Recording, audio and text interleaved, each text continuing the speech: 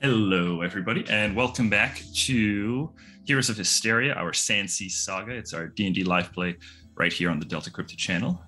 We are back for another session, right? We've got our wonderful crew with us here today. Let's start. Nan? Hello, I am Hannah, aka Nans. You can find me on Instagram, HannahBird826. And I play Piminia Knackle, also known as Pim, our little bard friend of the party. Is it safe to say that the 1 through 825 was already taken? Yeah. Yep. Yeah. Okay. That's the reasoning behind that. Yeah. Fantastic. Okay. Cress. Hello, my name is Button. I'm Blue Button on social media. You can find me over on twitch.tv/thewelcomein doing D&D stuff. And I play Cress, they, them pronouns. They are a druid sea elf. Yeah. All right. And Max. Excited for another day in the life. I'm Max. I play Edenor. And I hide from social media, so you're not going to find me. Respect. All right. Nigel, social media master. Unlike my predecessor there, I do have L social media as Yosoi Nigel with underscores between the words. I play Lunazra, a high elf.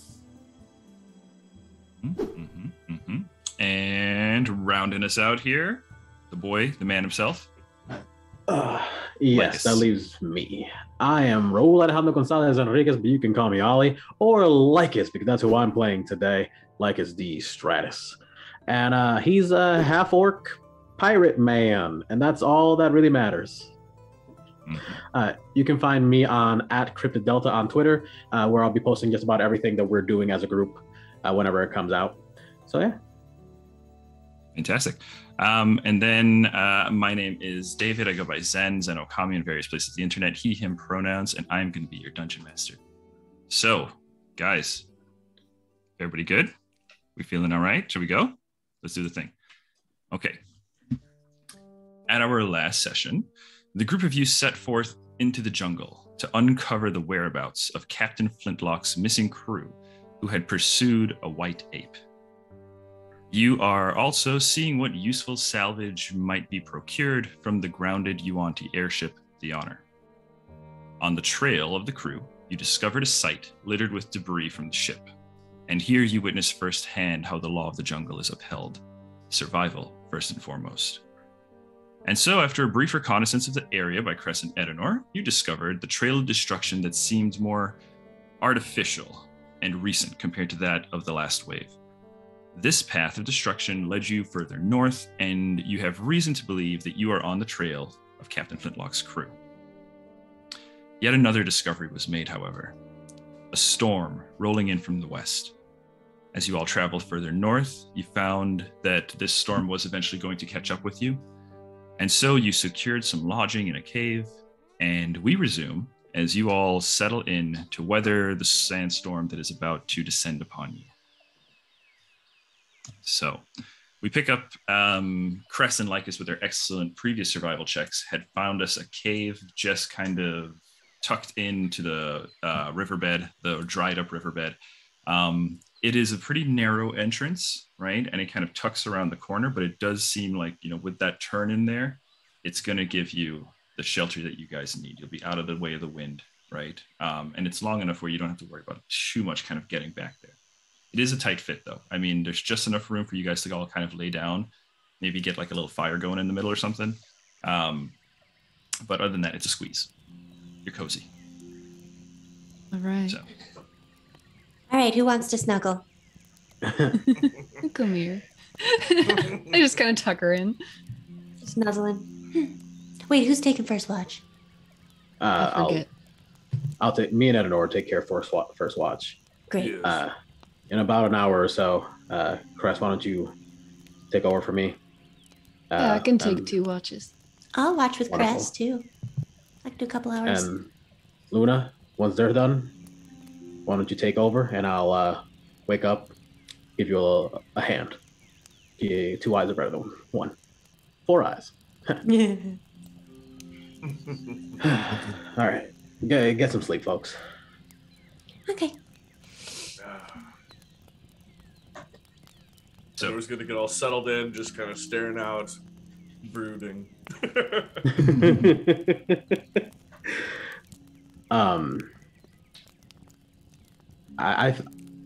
So 2 things I want to do before, like, real quick, during my 1 hour that I'm staying up with Edenor.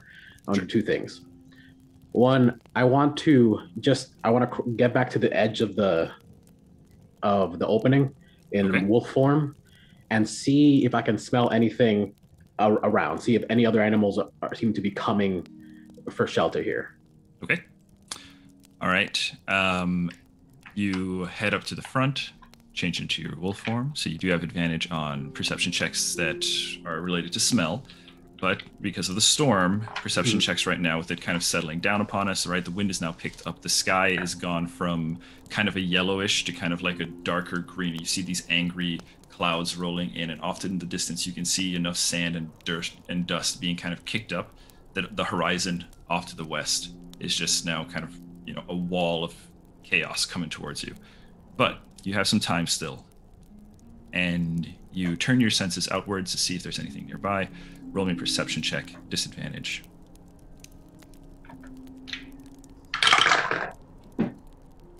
Okay, 11 plus. What the heck?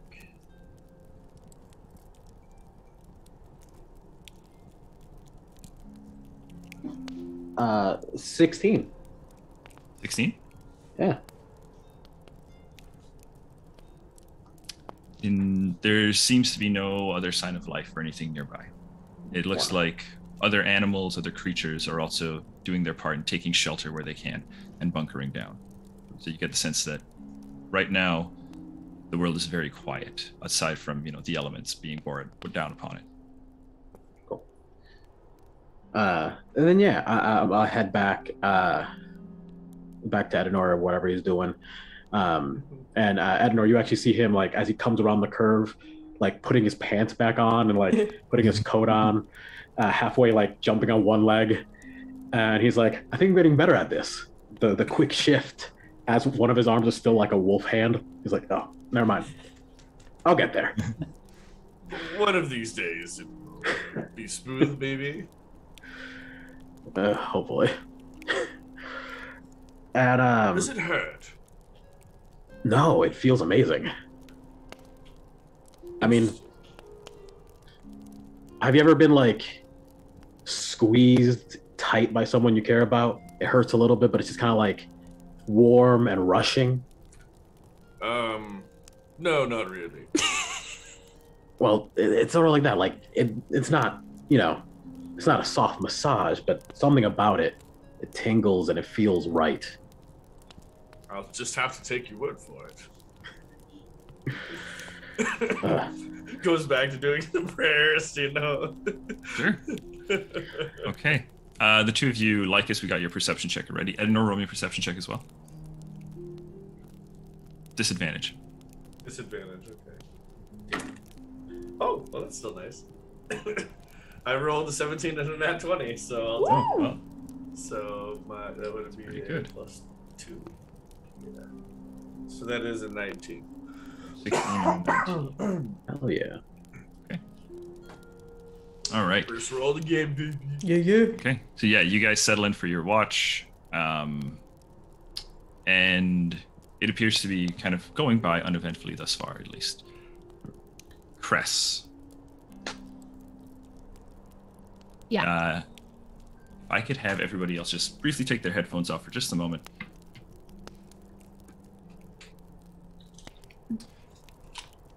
We doing a thing? Yeah. They will have gone to bed holding the bridle that Anatole gave them. Okay. And they will attempt to contact him. It's a minus. The modifier is -4 because they have this possession, and I'd say he's familiar, correct? Oh, absolutely. Okay. So that puts the DC at 1. Okay. Beat a 1. I did. I rolled an 8. I don't know what I had. I think wisdom, but yes. 13. Okay. Give me a second here. Let me just change this atmosphere up a little bit. As kind of previously, this is when the last time your tattoos kind of moved forward, surging as you kind of descend into the dream, right? The bridle in your hand, and you can feel it acting as a guide, kind of steering you through the dream, through almost like water, a sensation you're not unfamiliar with, right? As you're kind of being moved through. And there's a nostalgia as they realize that they're only ever going to experience this in their dreams from here on out. It's bittersweet. As Varen has also kind of joined you now as this sort of aquatic butterfly, that's dragonfly that's kind of moving with these fluttering wings, kind of leaving behind a stream of bubbles that kind of, as they catch the light, kind of shrink, kind of make this almost like translucent rainbow. It kind of swirls around but with you. And Varen, you can hear in your mind, are we looking for him? For your friend? Yeah, we're looking for Anatole. You said you think he's alive. I do. Let's find him. Let's find him. The two of you, kindred spirits, almost a singular spirit in two bodies, or rather two spirits in one body. As the two of you kind of drift through this kind of aquatic, subaquatic dreamscape, right? Cress, what does it look like for me? There's this rush of teal as if they just dove in, and as they continue, the space gets darker, but the streams of light just become more and more vibrant as they stand out against the pressurizing space as they dive deeper and deeper, almost as if they're hunting for treasure. They're just looking as they continue for this glimmer that reminds them of Anatole. Cress.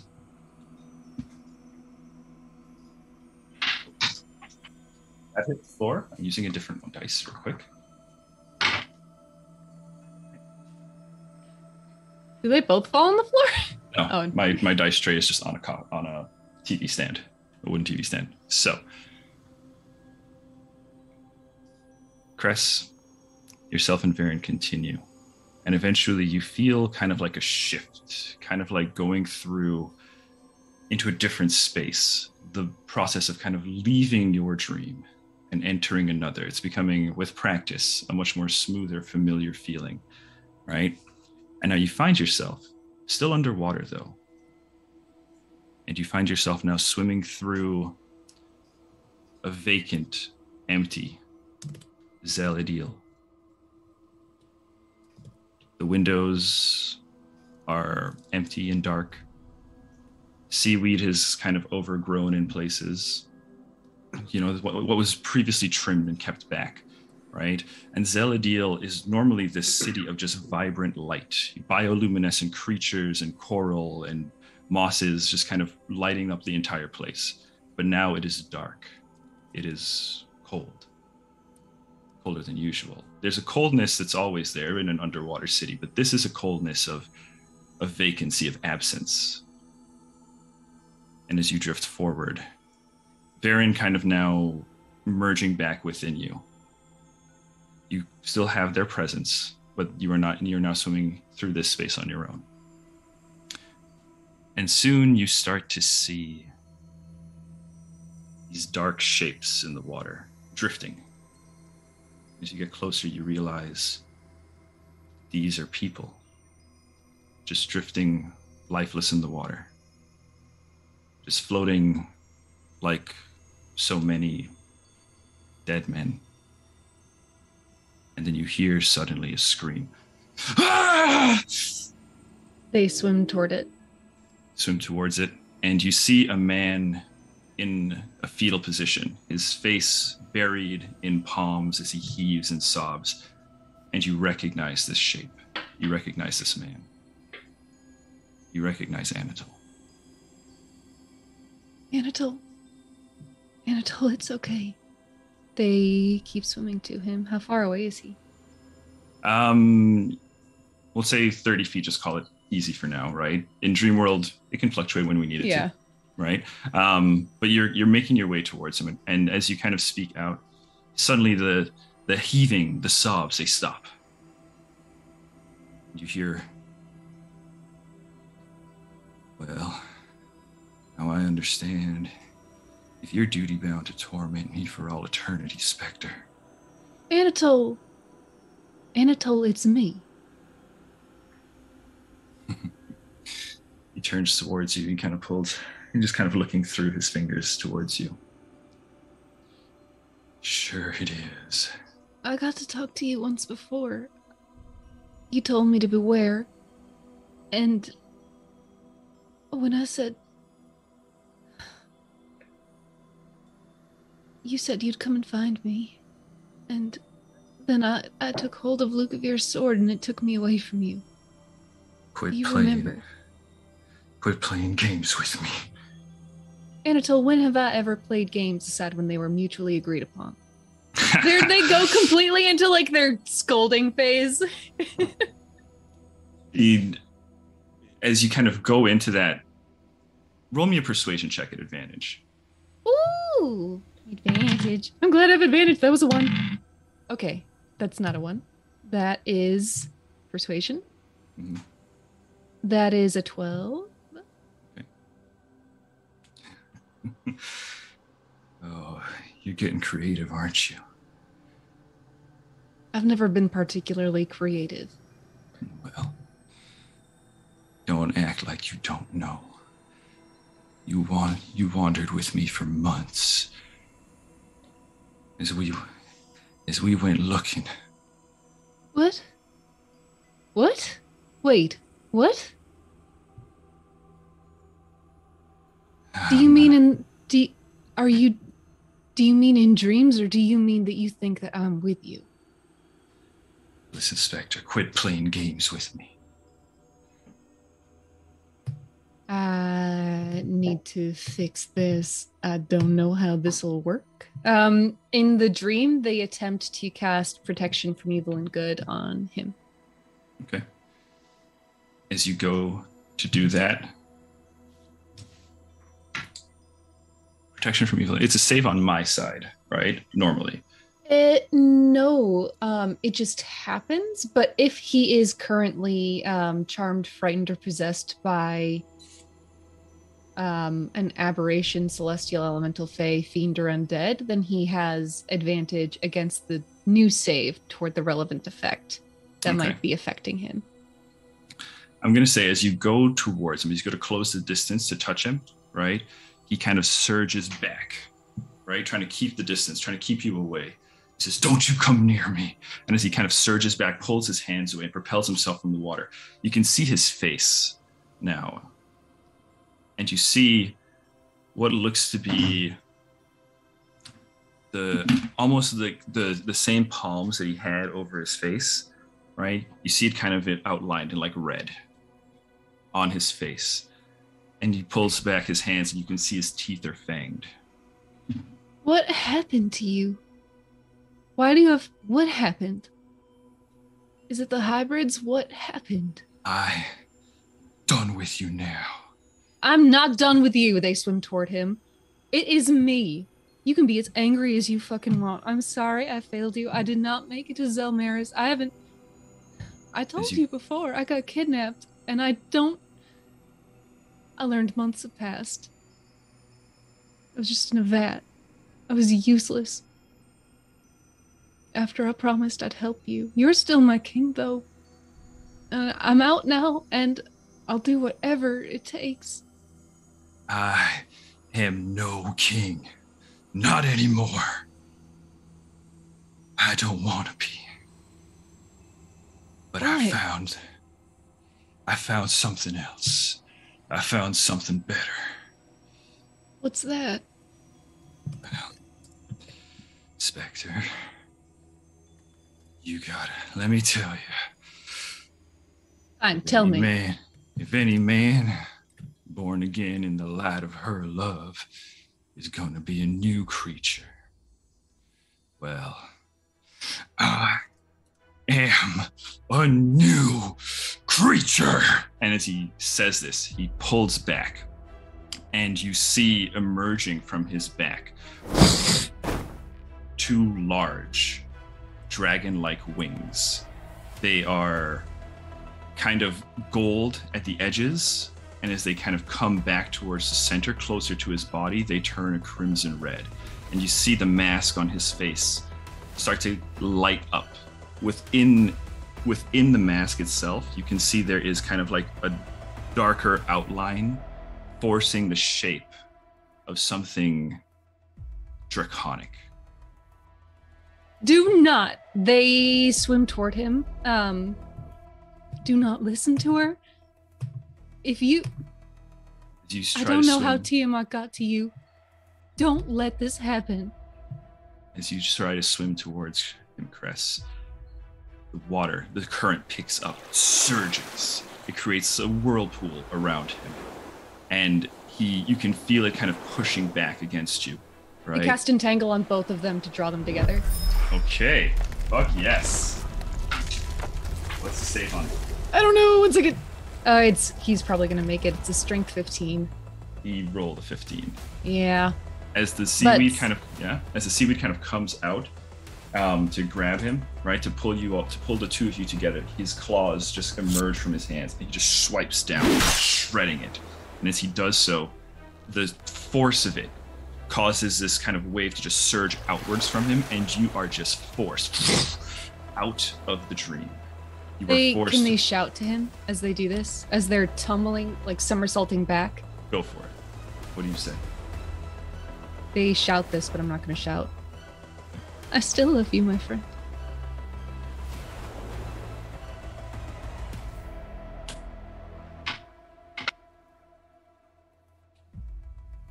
You are forced from the dream, and you are forced out of your trance. All right. Anna, everybody back in. Back in. Nigel! I can't tell if Nigel's frozen or if he's just intently watching something. They're just coming back. Okay. And Ollie, is Ollie's headset back on? Yep. Bring it in. Hello. Okay. Welcome back, guys. Thank you for your patience. Lycus and Edenor, the 2 of you are still on watch, right? With your excellent perception checks, the watch, for the most part, Lycus, just so you know, you are muted. The watch will go by uneventfully, with the one exception being Cress. You emerge from your trance. What's it like? Because they will see it. Yeah, they gasp and almost seem to choke, as if they're drowning. And they're just silent and wordless, but there are just tears streaming down their face. This is coming out of which watch? So would it still be on my watch? Yeah, Lycus and Edenor. The 2 of you see Cress kind of wake up, come out of their trance in the state described. Bad dream, Cress? Yeah. Yeah. I see. Lycus, we can't hear you. Lycus kind of runs over, like awkwardly pats you on the shoulder. Do you need anything? Are you aware?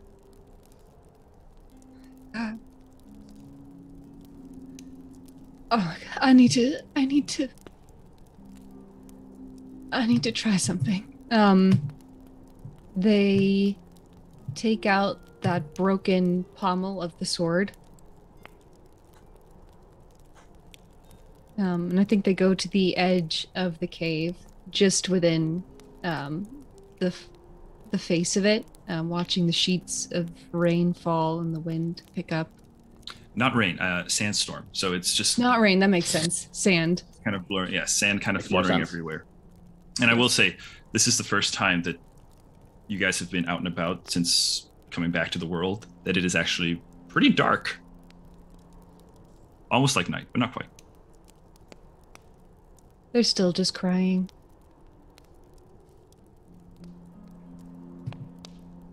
Cuthbert, it's so bad.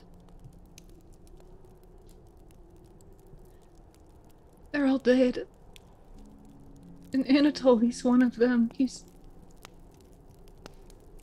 one of hers. And I don't know what to do. And I don't know why your God picked me, because I don't know what I'm doing. So please, I can't protect you while you're not here. And they will grip the pommel of the sword and try to use their wild companion. Okay. Press, describe for us what happens here. What does it look like as you channel this power into the broken pommel? This broken sword starts to glow at this green gem, and for a moment it's almost like an eyelid made of scales opens, bright green, and the sword for a moment seems to unfurl again into a long sword that is golden light, unlike their magic. And then it shoots off into the space, into the sky. Edenor, a quick Arcana check for me, please.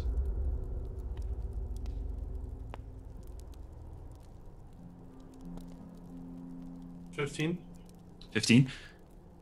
You are very familiar with different types of magic. And while, as Crest did describe, this is unlike their magic, this magic is almost draconic in nature.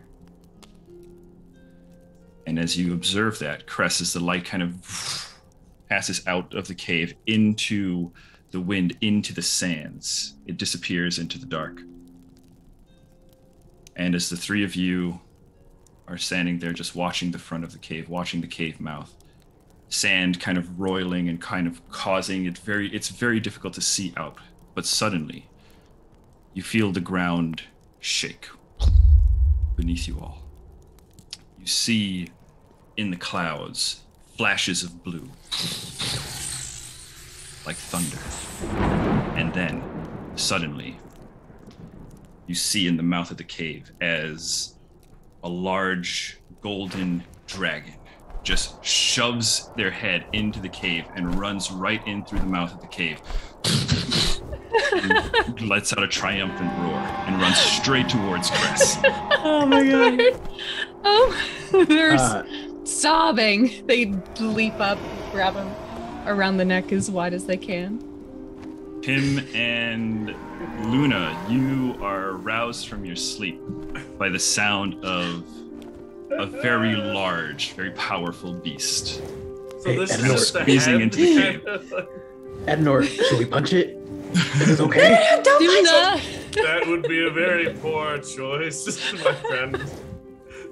I look at I don't know what to Cuthbert and I look at Cress, and then I just run up to Cuthbert and like hug their little leg.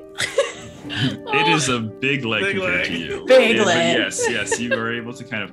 It's a squeeze. Like Cuthbert is like lodged inside the cave, wings kind of tumbled in, but he is nuzzling up to Cress, right? And you can see him kind of like trying to squeeze a wing through to kind of get Pim in the hug as well. While the rest of you are just like, well, there's a dragon. What do you guys think? Crest happening here? continues to surprise and impress me. Oh, yes. Sorry, this must seem totally strange. This is Cuthbert. This is Cress's companion, whom we haven't seen in a while. I see. And why is that? Why is it here now? I called him. Cuthbert. They're just adoringly looking up at him. This is everyone. You know Pam, of course. This is Lacus. This is Ednor. This is Lunezra. They start to say Luna, and they're like, now that they know her rules, they're like, Luna to some. Everybody, this is Cuthbert. I go up for a handshake. The dragon. He angles his head down towards you, right? It's like, and it is the size of, it's bigger than a horse's head, as it's kind of like right up in front of you. And he takes like a heavy inhale and exhales, and there's just this warm breath that just kind of washes over you. Describe Roll the an smell animal to me. handling. All right. Yeah, what does Lycus smell like? No, the breath of the dragon. Dog. What am I smelling? A little electric. Yeah, it's a little bit of ion, a Like little static electricity in ozone. my nose? Yeah. Yeah. Oh, that's not bad. 14. 14. It's not quite, hiccup and toothless moment. But, he kind of, gives you an appraising look, and you can tell there is an intelligence here. Not like, some animals, like you look at some animals and you can just make eye contact and there's a moment, but this is different. This is understanding. There's an insight as Cuthbert is measuring you almost. I want to do to him what he did to me, so I smell him and just snort at him. Okay. Noted. And,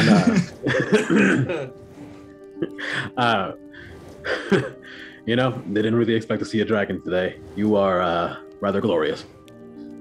Nice to have another friend. It's kind of like a nod. He kind of like, moves over, looks over to Luna. Luna, what do you do? As Cuthbert of introduces I was kind himself. of in like against the wall, sort of sitting down in meditation type pose. So I'll stand up at this moment. I'll just take a step or two forward. I'll just do a casual bow. And say, greetings, Cuthbert. Roll an animal handling, please. Oh, no. Natural 20. Oh, good. Okay. The group of you see a very poised, practiced, graceful bow. I mean, 22. textbook. Yes. Like, this is when you want to teach bowing, this is it. Hagrid would be so proud of you. And Cuthbert offers a bow in return. Very impressed. Kind of messed. And then, what a great one. And then turns to you, Edinor. And as the large emerald eye kind of turns towards you, catches you in the light. You see the eyelids kind of come to like a slow close, and Cuthbert kneels and bows towards you. And I offer my own bow of acknowledgement. It is nice to meet you, Cuthbert.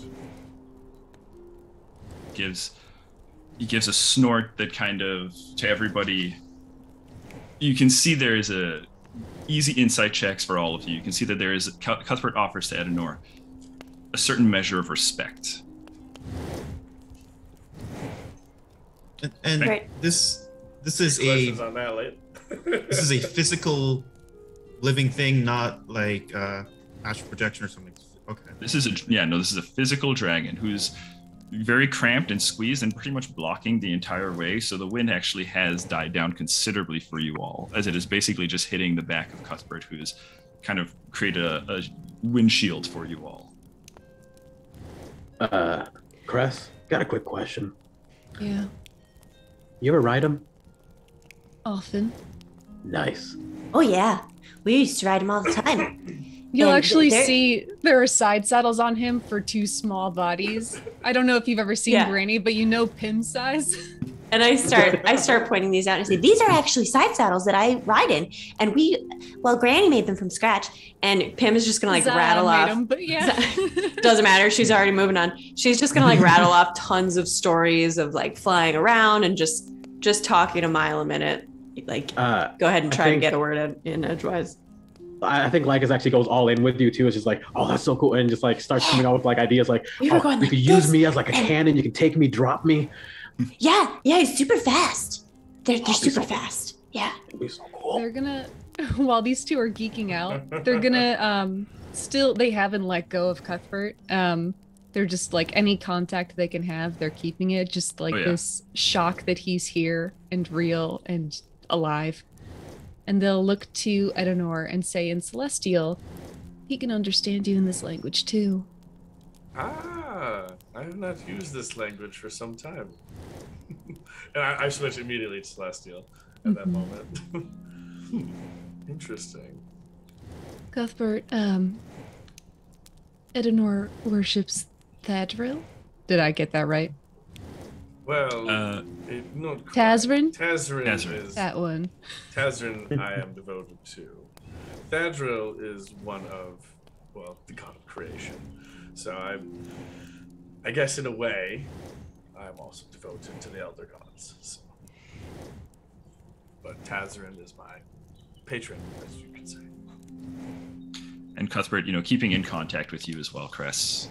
Again, there's that glimmer of understanding, right? And Cuthbert kind of, gives not a completely deferential bow or anything, but one that belies a great deal of respect. So. Yes. Well, this is just excellent. I think perhaps I should get another hour or so of sleep. Yeah, why don't we all relax again? This is wonderful times and all, but we do need sleep. We are mostly, actually, I don't know. Did anyone hear human? Humans. There are no humans in this party. Oh. There are no humans in this party, and I'm pretty sure everybody has dark vision as well. Well, we're all sapient. We need sleep. We're all bipedal Okay. creatures. Well, Can I fit Cuthbert in here? I don't think I can. Not quite. He's willing to kind of like, he can kind of like tuck his wings and like slide on his belly to kind of get in. He can like force himself in, If but that's, his wing, he's not relaxed for by any means. His ass will protect us from danger. I might. I don't know. What do you think, Cuthbert? We can go find us a different. I don't know how to. Or tell him to You said the reverse wind park was in. the wind is dying down a little bit. You said. No, No, it's wind just is in like black. full swing now. Yeah, Oh. yeah. Cuthbert is just blocking it, but the wind is in like full swing. Like okay. when you guys summon Cuthbert, I mean, you could see it. It's storm outside now. Is he in pain from the stuff? No, he's not too bad. Cuthbert, Maybe we should Cuthbert's just- holding up. Snuggle then. He can kind of like shift around and kind of like get his form a little bit deeper into where the kind of cave opens up just a bit. I mean, if the rest of you are cool snuggling up a little bit, Cuthbert can fit. Yeah. Listen, All right. I'm always down for a snug. Can I? It's just purely flavor, but can they like cast entangle not for the like trapping and restraining aspect, but just entangle to get him like a dead vine covering Yeah, along the exterior of the cave? yeah, absolutely, They'll do absolutely. that. Maybe I'll just hold his butt in a bit. Adds a layer of camouflage too. Yeah. Yeah, there's a lot of good reasons for this. Okay, perfect. Cress Yes. is curled in right under his chin. That's where they're trancing. Beautiful. Got the head kind of like wrapped around you, so it's kind of in front of you. You're kind of in that pocket between like head in front and neck, kind of going up around behind you. Mm-hmm. Okay, now I'm gonna go back to sleep, but you wake me up when it's my turn to watch with you. And you, mister, better be here when I wake up. Don't you Gives go nowhere. a big link. And I'm assuming Pim is probably cuddled in too, because you guys are gonna have to get pretty cozy. So like Pim can kind of be like right at the forelimb even. Oh yeah. Okay. Back to sleep. Marcus and Nednor, you'll finish off your watch, but if you guys have any other things you'd like to say or do, now is a good time. Yes. I think at this time because Cuthbert essentially is nonverbal, right? Cuthbert, what? Is Cuthbert just nonverbal or more just gestures and stuff? Doesn't He seem does to be not able to speak. We'll find out. Speak to him. And Cuthbert is he or they? E. He. Okay. Better watch out for that big dragon dog. Some real morning. Lord Regis. Hey, we're all boy. called in here. I didn't see you had pants. All right. So All right. Yeah. the rest of your guys' watch goes by. There is something I would like to do with Absolutely. Adenor. Sure. So I think during the time that, before this was happening or after, depending on when it is that Adenor really refocuses on his prayer, I think you notice like it's just kind of watching you, like real intently. And you've been with you and Lycus have been together for about 2 weeks now, right, David? Like 5 days. Yeah. 5 days? Damn.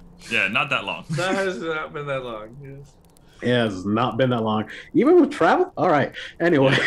Yeah. This is the longest amount of travel we've really done outside of been on the on the ship, and that was only Yeah. like day and a half, 2 days. So Well, either way, as you're doing your thing, Lycus is just kind of watching, and he comes up and sits next to you for a moment, and Ednor, I was hoping I could ask you something.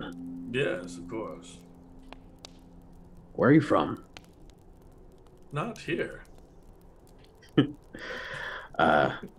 Even I gathered that. Yes. No, I come from a place very far from here. Actually, I guess it would technically be in another plane in my service to Tazrin. I see. Okay.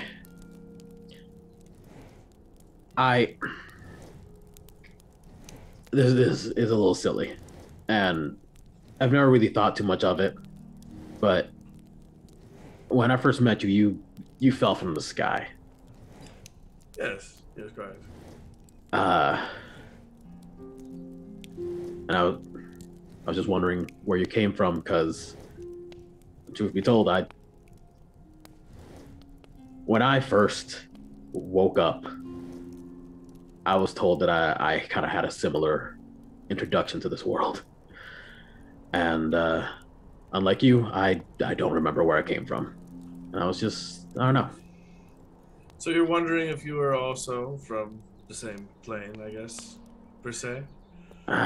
He looks you up and down. Seems unlikely. Yes, I don't remember seeing you. And he sort of summons his aura, like the purple wolf. Mhm. We do seem to have a little something in common. Yes, that's fair. I guess, from my knowledge of lycanthropes, you are very different. it Oh, seems. Not that's many have actually- the ability to change at will. Oh, I didn't really think too much of it. This is actually pretty new. I met a girl. She asked if she could bite me. I definitely said yes. And, the rest is history. Maybe you should think before you let others bite you in the future. Just, advice. I don't know. It led to something great, I think. That's true. Yes, I will say that not many have the same reaction. Lycanthropy can be very different amongst different individuals, I guess, I suppose. from my knowledge. It just felt, and he's kind of looking at the wolf aura. It felt right. Did you know? When I first arrived here, I didn't even know my name. I woke up, I don't know, maybe somewhere 11, 12 years old, 13 maybe, and some guy pointed at me, yelling my name, Lycus the Stratus. Years later, I found out it just means wolf from the sky. He just saw me falling and my aura, and the name stuck. Well, that's one way to regain your name. I mean, it means more than any other name that someone might have given me. So I'm happy with it. And at this point, he's smiling, he's trying to have a good time, but everything about him just looks so fucking tired. Yes, in his eyes, he's like, all right, man, he's gonna smile, get through. It is okay to be exhausted from the current events that we have been through, Lycus.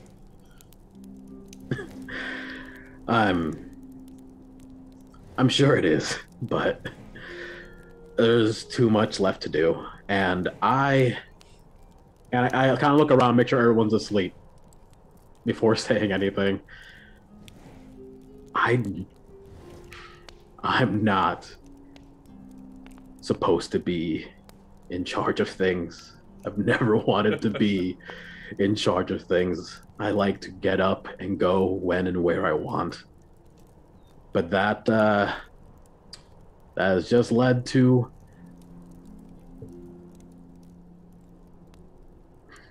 Ram and Z. They wanted me to lead them when we first started out, and I said they should do it. They should be co-captains, and I wasn't paying attention. And if I had, I don't think they would be where they are now. And I don't know what. I can't not be in charge because I don't know what the next wrong thing that's going to happen is. I understand. That is a difficult thing to bear. The mantle of responsibility is heavy, but you'll bear it, and the rest of us will help. If you ever need anything, we're always here to assist. There's not only one person in a, I guess, crew. But I understand the reluctance, especially after something went wrong on what you would consider your watch. I can atone for that as well. I think anybody can. But the crew is here for you. Thanks. I think I need to practice how to say things better. Words aren't my strong suit. And I think he looks over to Cress. I don't think they really understand what it is I'm trying to say most of the time. And that's probably on me. They will in time. I mean, you have to realize we did just all come together within a day or so. I mean, shoot, we've only known each other for 5 days or so. And I could say that I'm a very easy to get along with individual, as long as you're not murdering helpless innocents or whatnot. I believe the fates were right in having those goblins not survive. Just saying. I think you're a little too soft in that respect, my friend. But hey, everyone deserves a second chance, but not a third. Good voice. Very good. But yes. But don't worry. We'll forge ahead. And we'll complete what needs to be completed in this world. Mm. I think first we must help this captain and then help him. Sounds good. I think at this time, though, it might be time to wake the others and get some rest ourselves. Well, yeah, sounds good. I'll my shift is over. I'll wake up Cress and let them take over for my last hour, and then Pim will come after that. Fair enough. Get some rest, and I'll go back to like my meditations and got a little bit of incense burning. Well, based on the watch schedule that you guys sent me, Cress and Edenor, you two are now on watch so you are together for a while. Yeah, so we did have a layer. I misspoke initially. I forgot that. I thought it was an hour. I just pulled it up. I was like, what are we doing? Me and you. Yeah, Cress and Edenor. Lycus wakes you up with like poking to the face. Lycus, on approach, as you're approaching, there is just like a green eye just kind of opens, doesn't move, but just kind of looks at you. I give him a wink. Okay. He'll you don't seem hostile or anything, so. No. But yeah. Roll a dexterity saving throw. In here, you don't want that. All right. No. None of us do. Everyone takes damage. Yeah. Roll initiative. You don't want to do that either. I know, I'm kidding. All right, so, sorry, you wake up Cress? Yeah. Yeah, I was just being goofy about he just pokes you in the face. Hey, he's trying to be real quiet because everybody else is so close. I'm up. Go to bed. Sounds good. He just Instant snooze. So, Cress and Edenor, the two of you are on. Cuthbert's going to join you as well. Let's get Nice. perception checks. Would I just hold on to my previous? No, and you watch. Okay. New distractions. What's that? Disadvantage. Oh, disadvantage. Well, that was almost good, but I rolled a nat 1. Well, I got a 14, so Okay. that's gonna be the best. Yeah, A I'll tell you, 14 it's- looking around, dragon. It definitely looks like Edenor is doing most of the watching, as Cuthbert is just kind of like nudging Cress. Anytime you kind of like get too far, the head just kind of like slithers in behind you. He doesn't move too much. He's basically just moving by it from like neck down. They just hold him. And I think because it's Edenor and Cress right now, they're gonna give Edenor a very frank look. Given who you worship and the fact that I talked to him, I'm aware that your gods are sworn against Tiamat. Well, that's a very good assumption. Are you getting this information from Thadril as well? I assume. Yes. Yes. And I'm also curious about that conversation with Thadril where you cussed out the god. listen, he didn't tell me he was a god. I am not responsible for cursing out Ben Zayed, who didn't tell me who he was. Gosh, I'm gonna pull up that conversation so I don't misquote David. Sorry. No problem. Yes. No, invent new lore. New lore, new god lore. On the fly. Okay. And you just see David and like, Let me just pull this up myself too. Actually, hang on. Badril made me the goddess of creation. Just Yeah. I guess I should start. You're not the first ASMR I've known, and you're certainly not the first ASMR that Cuthbert's known. I learned, they look up at Cuthbert, that you used to be called Tamarind. Is that right? Kind of like, there's kind of a proud snort and kind of like holds his head up high, like actually taking more of like a posture and looking like something out of a statue. And then kind of goes back down and just rolls his head around again and kind of goes Would I back have into you, known jostles that him a little bit as he kind of, makes the move. Right? But would I have known that name? roll me a history or arcana. Actually, take out arcana, history or religion, either one.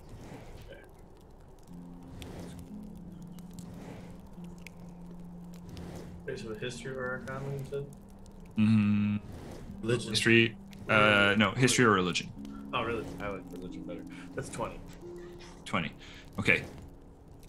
Tamarind, right? The name sounds familiar. It does just kind of jog something in your memory. You remember the name Tamarind, a golden dragon, an ancient golden dragon, who was once known as the King of Justice. With your what was your roll? 20. 20? With Well, a it was 20? 17 plus 3. With a 20, you remember that he was said to have this, and this is a long time ago, this is some old lore, but it was said that Tamarind actually had a lair in the 10th Pass.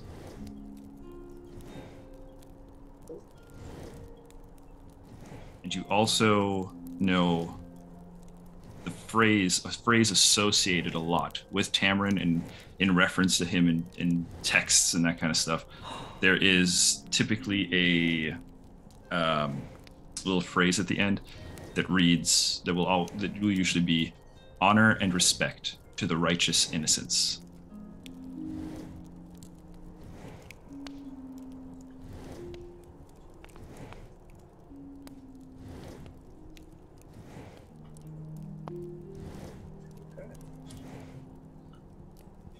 And then at the mention of Tamarind, Edmure is going to just kind of do another slight bow. Honor and respect, my King of Justice. In Celestial, of course. He picks his head up from kind of like nuzzling at Cress and kind of like rubbing it in the dirt as he's kind of doing this. He kind of looks up at you, kind of does like a blink, and then kind of goes back down goes back to it. Yeah. And I'll go back to it and Cress. Yes, if Tamarind is who I believe Tamarind is, very ancient dragon. We'll say all of this in Celestial from here on out. I know that there's a lot I don't know, which is a good place to start, but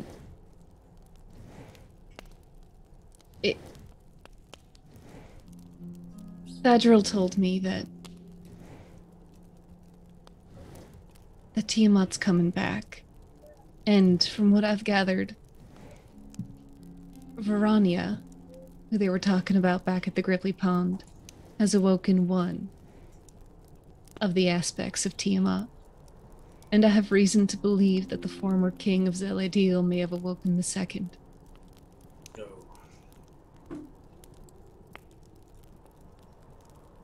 That is not good. No. And here I thought we might have only had to deal with the monarch. Well, that's what Benza had said to me too, that plenty of evils have been kept at bay until now, and that she's one of them that will strive to consume the world, and that people will be selfish enough to fall under her sway. We're desperate enough right now. Or desperate enough. Either way.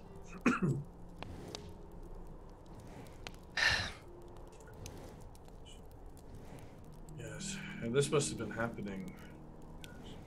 Well, you must have been in another plane. Time must have flown differently. So, when you had this encounter, was this on that ship?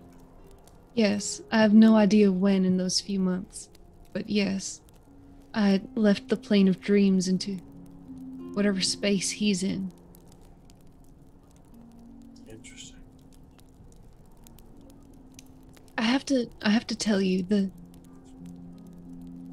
former king of Zeladil, he is a good man. Oh no. He's my oldest friend. Yes. Laura.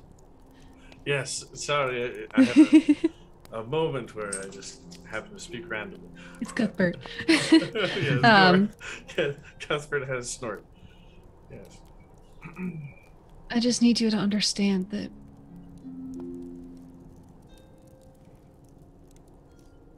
this isn't someone I can just kill. I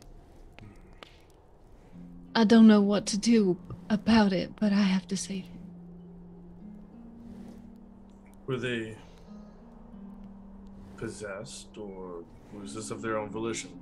I don't know. He definitely doesn't seem in his right mind. Well, for your sake, potentially we can incapacitate them. And He's very strong. I believe we are very strong as a party. Hopefully we can assist. I have a few tricks up my sleeve. So. No, we could do it for you. Normally, I believe in metering out justice, let's say. permanently, but there's chances for repentance, I believe. They reach out and give his hand a squeeze. I appreciate it, and I understand where you're coming from. I normally do not like to leave dangerous entities. I believe in handling problems, but I just think that there has to be some sort of misunderstanding. And I know that Tiamat can't be awoken until all of the aspects are, so really, as long as we handle Verania, that's something. As long as we, so yes, handle it swiftly, yes. You make a valid point. We should definitely address that sooner than later. Yes. And Thank you for hearing. I'm Yes. sorry. Oh, no problem. You gained all this information through the stream earlier where you summoned Cuthbert. I reached out to... His name is Anatole. I reached out to him. And... I imagine his... They kind of pause for a moment. I just realized something. He's a sea elf like me. But I'm only part. I've learned recently I'm only part sea elf, and elves can't dream. Elves don't dream. The only way to dream is if you're not wholly an elf, and he was. I mean, he was the son of King Iusis. He was not like me.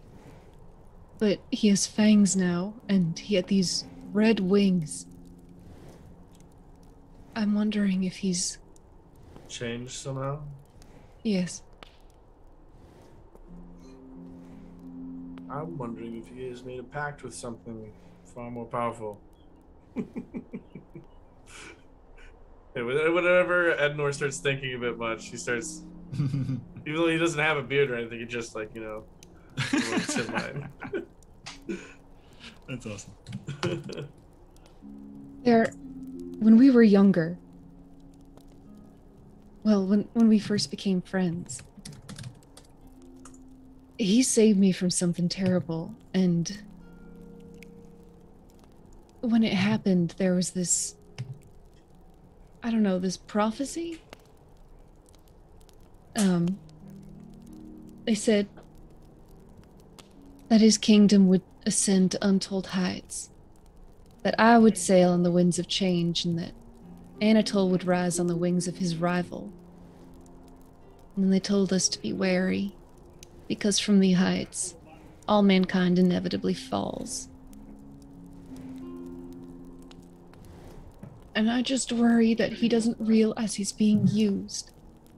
Whatever this aspect of Tiamat is, it can only lead to ruin. In the dream, I saw Zel-Adil. All of the people were dead. They were all just floating corpses. It can... Was this important of what was to come or what he had already done? I think what he'd already seen. I don't think he did it.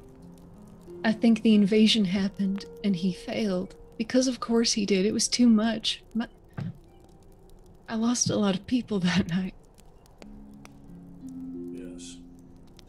It was too much for all of us. I worry Tiamat's using that loss, especially of his people. He was supposed to take care of them.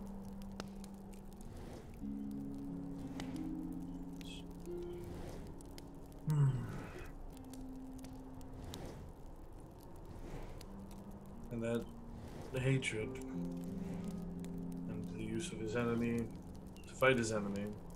Yeah. It is quite seducing, that power. Do you know where your friend is? He was dreaming in Zeladil, but I don't know if that means he's there.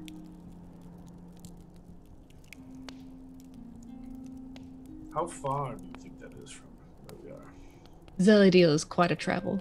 I know that we're in the Whispering Jungle, David. How many days of travel would you say? Because it's 44 from Zeladil to Damaril. So from here, it's further. It is significantly further. Yeah. It would be a several month journey by, traveling every day kind of thing. Several months. On foot. We will That's have true. to On foot. reacquire an airship, it seems. I've never had one. But yes, we'll have to reacquire one. Yes, well, unfortunately, we've had a run of them. Oh no. Yes. Oh, gosh, I missed the first one. It was. The one that you guys had for a whole 2-3 hours, maybe. Oh no. That is a good perfect. point. If you guys have been together for 5 days, like how have you had multiple airships? Never mind. Things happen. You saw our second one. Well, it wasn't quite ours, but we were able to ride in it. It was beautiful. I mean, I'm sorry. It was fueled by blood magic, which is slightly uncouth. They were very nice people. They are very nice people. At least they're trying to be seem- nicer. I mean, historically speaking, not so nice, but the monarch has made strange bedfellows of us all. Edenor, Oh, do you know yes. any of their handwriting? The handwriting of Of The- Captain Idris and his crew? would I recognize? I mean, would I recognize script of? I mean, I was on there, and they were showing me around the ship. You were seeing stuff. Roll a history check. I mean, well, you know what? It's one of those things I would say it's possible. But Yeah. Well.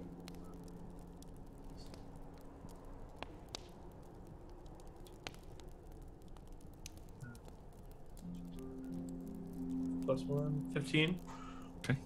so 15 total. Yep, 15 total. Okay. Maybe. So. Yeah. Maybe I could discern a few symbols here and there. I won't pretend that I'm fluent, but All right. I'm just worried. They pull out the book that they got from the previous combat. It's largely shredded by a fucking monkey. The flying monkeys, they open it up and it says, "The sanguine sodality cannot be allowed to succeed. Do not forget that failure is just the beginning. They must be discredited in the eyes of the high priests. Like the poison of the viper, you must erode them from within. May the Ascended One dream of your success." This seems like a problem, and I don't want to just go in guns blazing, so if we can identify who is a problem on that crew, who is a part of that cabal, then we can save people a lot of grief, including the Gripply. this is true. I wonder.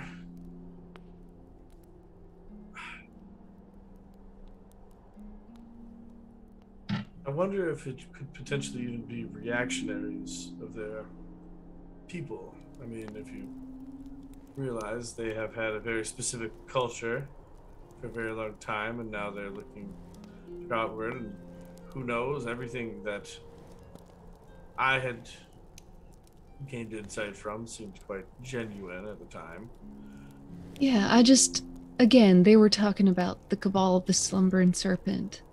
Yes. These Yuan-Ti worshippers of Mershalk, and they were aligned against the Gripply.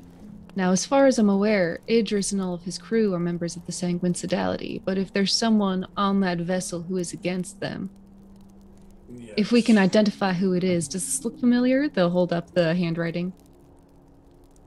Does the handwriting ring a bell, or is it not? It does not look familiar, unfortunately.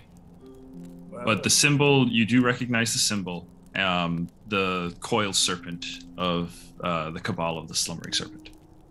Okay. Ah, all right. Well, there wasn't that much of a crew. It seemed to be primarily machines, I believe. There were quite a few machines, automata. Yep, there were quite a few automata on the crew. So, when we return, maybe we do some slight investigation. That sounds like a good idea. Perfect. So, as you guys kind of deliberate over these things, right, these conversations, your watch does go by uneventfully. Edenor, you swap for Pim. Yep. Okay. Pim, you wake up. Or do you wake her up any particular way, Edenor? I will come up in front of her and then just do a little like light cantrip. Just kind of shine a light in her eye. Yeah. Pim, it's your watch.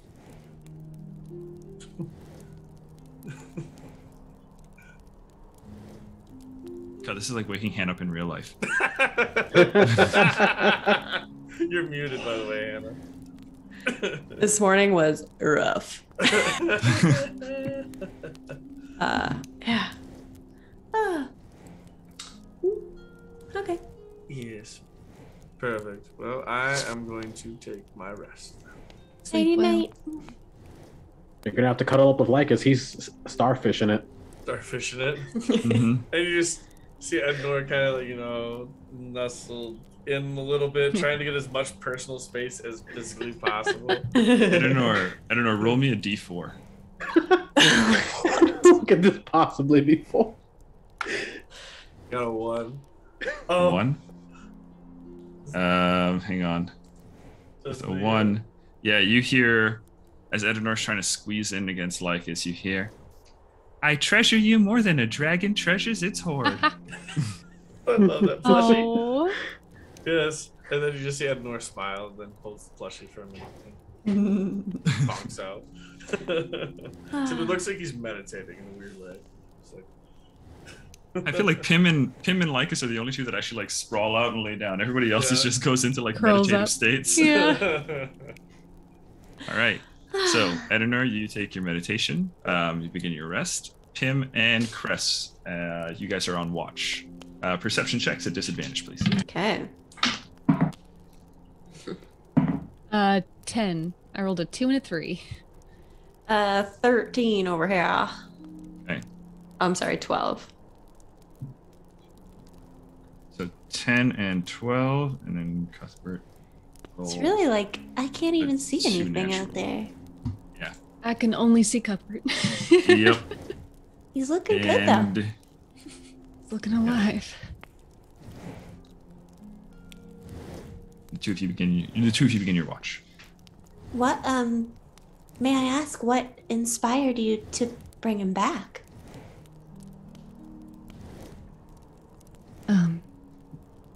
You know how I saw your father last night? Yeah. I went looking for Anatole. Oh. Did you and I find found him? him? Yep. You don't sound too excited.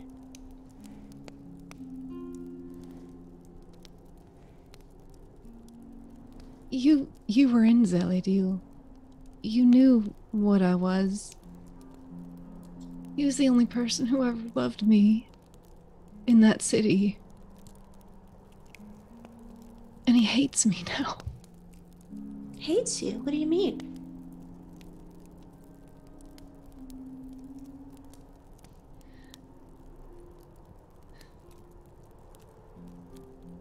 Cuthbert like presses in, puts his head up against yours. You know, he's here for you. He's pushing. He's something you can rely on. Yeah, they pet his snout. He's taken on one of the aspects. The red. And he didn't believe I was me, and if he did, I don't think that would make a difference.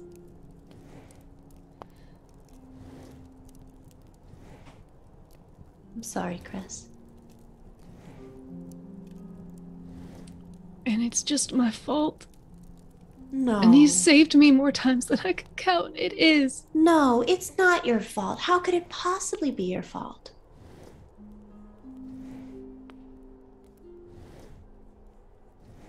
Everyone I was supposed to protect died.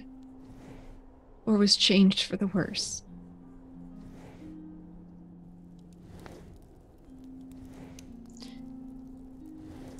There are some things that you cannot protect the people you love against.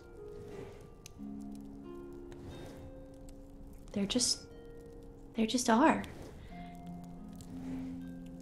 This was not something that you could have possibly done anything about.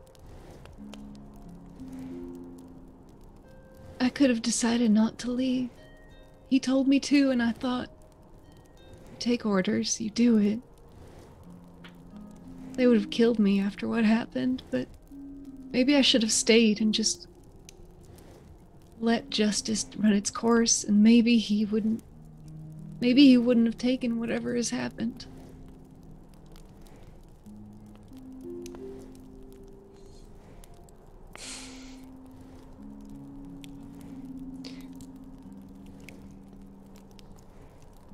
I don't think this is something that you could have controlled. There are things in this world that we have control over, and things that we just don't.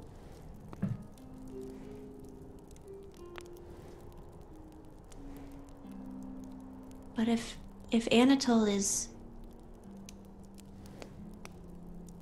being misguided by a force that we can potentially intervene with, then let's focus on that. Maybe we can do something about this. Maybe. And now that we have a whole crew, you know, these folks seem really nice, and they seem like they want to help and be a part of good in the world. And I think with their help, we can probably do something about this. We can at least try.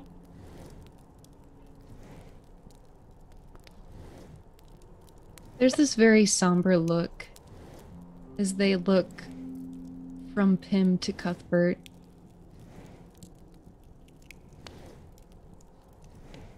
I just need both of you to promise me that if things look bad, you'll run.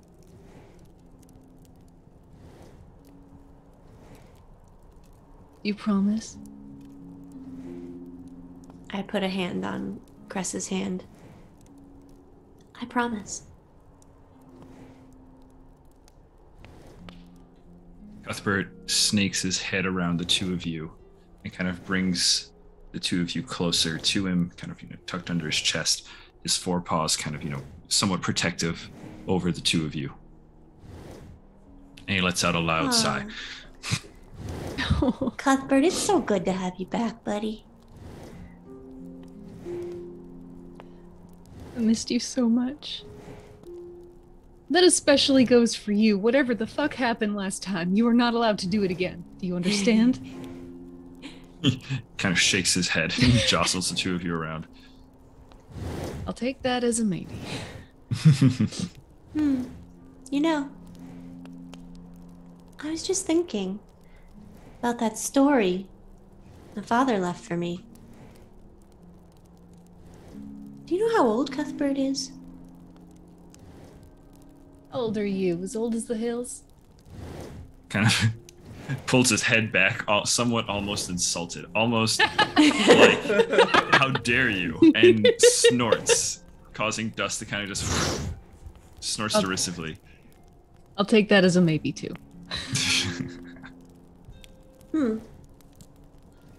Well, Cuthbert, can you ask him, have you ever, dealt with any lizard folk in these parts?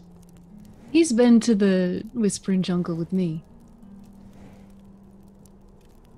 Interesting.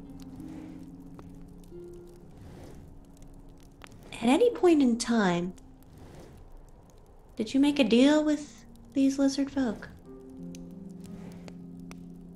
Cuthbert just kind of shakes his head, kind of scratches the ground a little bit frustratedly. You get with easy insight, you get the sense it's like a no. Okay. No, all right. I imagine it's the aspect of the dragon that Verania is attached to that made the deal. Sure. The one your father knew about. Oh, you know what else? I have something I wanted to show you. What's that? I reach into my pack, and before I pull it out, I say, okay, now, don't be mad. I'll do This my was... I took something from the libraries at Zeladil. I don't think No one's using them now.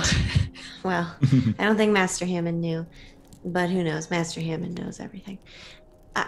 I took one of these and I pull out. It's one of those golden plates that the Zeladil had that the Sea Elves had in their collection. It's a golden plate of the Storm Warden, and it's got these intricate writings. See this writing here? I've been trying to figure out what it says, and pieces of it sort of make sense and come through, but I can't quite get it to fully come together. I wonder if you could take a look at it. Of course. David, I know Aquan, which is the water primordial, celestial, common, draconic, druidic, elvish, quarry, and sylvan. There are elements of this that seem like Aquan, right? Mm. And Pim does actually read and speak primordial. There are elements of it that are very primordial-like, but not quite. The symbols are kind of like in the wrong order, almost. So you can tell that it shares a common root at just a glance, but kind of deciphering it together is going to take a check. So All right. both of you go ahead and roll investigation. Oh, goodbye. Investigation. Okay. 21. 15. Okay. 15, so an average. Nigel, math. 21 plus 15 divided by 18. 2. Okay, with an 18, guys. Well done. You two do get following texts. And I'll post it in the group chat here for us. Can I also cast as an action just detect magic right away? Sure. it's I will not. say, Yeah. it's No. not magical. In my games and my tables, if there's a magic item, the second you interact with it, you can tell that it's magical. Oh, yes. All right. Love that. So you guys in the Discord chat get this. Ah! Oh, okay. I'll read it for our viewers. Oh, shit. It says, it gives some sort of text at the top, 9:4 Samasi, and it says Captain's Log. This is my darkest hour. My folly has allowed our last storm chaser to be captured by the stone giants of Hynk. If Nidheim fell, then our allies in Sra'aras might have gained undisputed control over the eastern, leaving to us some small recourse. What cruel irony for the same vessel that looted the flying castles of the cloud giants to be held captive in the dank halls of Hundar. There should be a note there. My heart breaks knowing she shan't ever feel the clouds brush her keel ever again. The tyranny of the Orosians seems assured. After the great worms led a successful campaign on Astoria and threw the city into the seas, I dared hope that perhaps freedom was possible. And yet, by some foul sorcery, the dragons have disappeared, and all these long years of warfare feel wasted. What remains of my crew and I have made the perilous journey to the Tower of Damara. We will hold here, but we know that aid is unlikely, as Tempest will soon be under assault. They read that aloud for Cuthbert in Celestial. It's like a diary, I suppose? A captain's log, yeah. And Samasi is a name? It might be a month, it might be a day, it might be a name. Usually you don't sign your name at the top, though. I'm not sure. All we know is that they were allied against the Pantheon of Oros. That's for certain. And they were allied with the Yuan-Ti.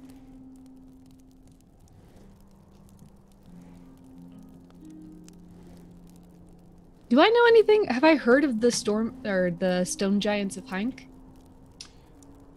Roll a history check. It's a high check.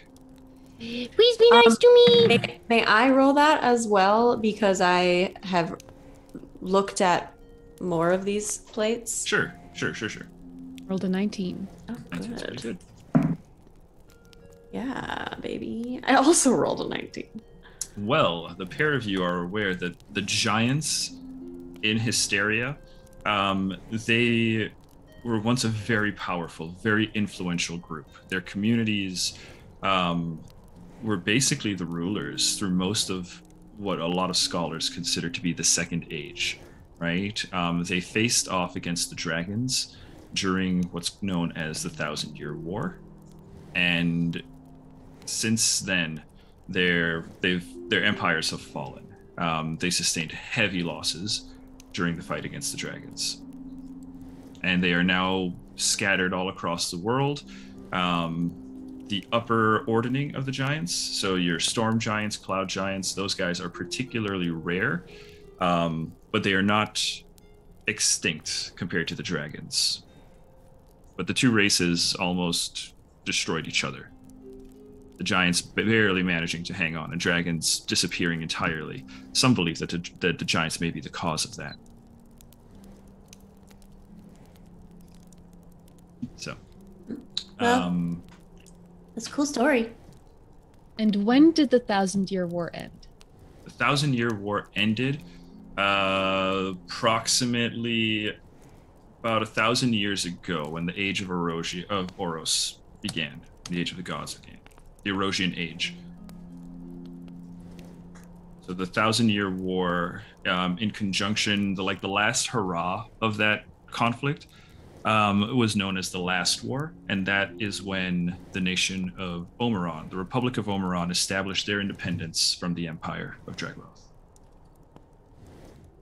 So some heavy world lore. Yeah. Boom. All right. So I mean, they this were is, allied with the dragons.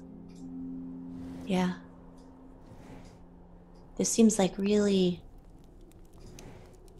ancient stuff. I mean, I wonder if. At least 1,000 years old. I mean, I've heard stories of there still being some giants around.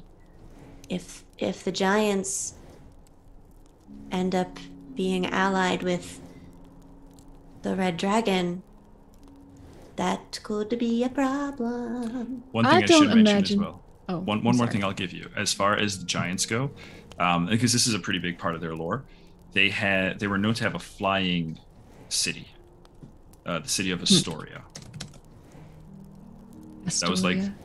yeah, Ostoria, and Astoria was like their hub. Their other communities had like outposts and stuff like that, but Astoria was kind of like the main city. I imagine they won't ally themselves with any dragons. But Wait. I don't know that for sure. I just imagine there's animosity. Oh. Dragon disappeared. I think I misread this. Okay, so we know they're allied with who and against who? It looks like the Storm Wardens were allied with the dragons against the giants. Am I reading that right, Oh, David? I was reading this as the giants Yes. writing it. That was wrong. Okay. Captain. This is a captain. The stone. So the storm wardens. Okay. So all allied, the Yuan-Ti, the Storm Wardens, the Dragons, against the Giants, and the Got Pantheon of Oros, it seems like, given this text. Okay. Yep. Have you ever heard of the Tower of Damara? Or Tempest? You have not heard of the Tower of Damara, but with your excellent checks, and kind of knowing the area already and having kind of somewhat referenced it already, Damara is, you know that the Storm Wardens had stuff over in Damaril. That makes sense. All So right. an old maybe root word or name. That makes sense. Like Latin to Italian. Mm-hmm. So Damara might be connected in some way to Damaril, where Granny is.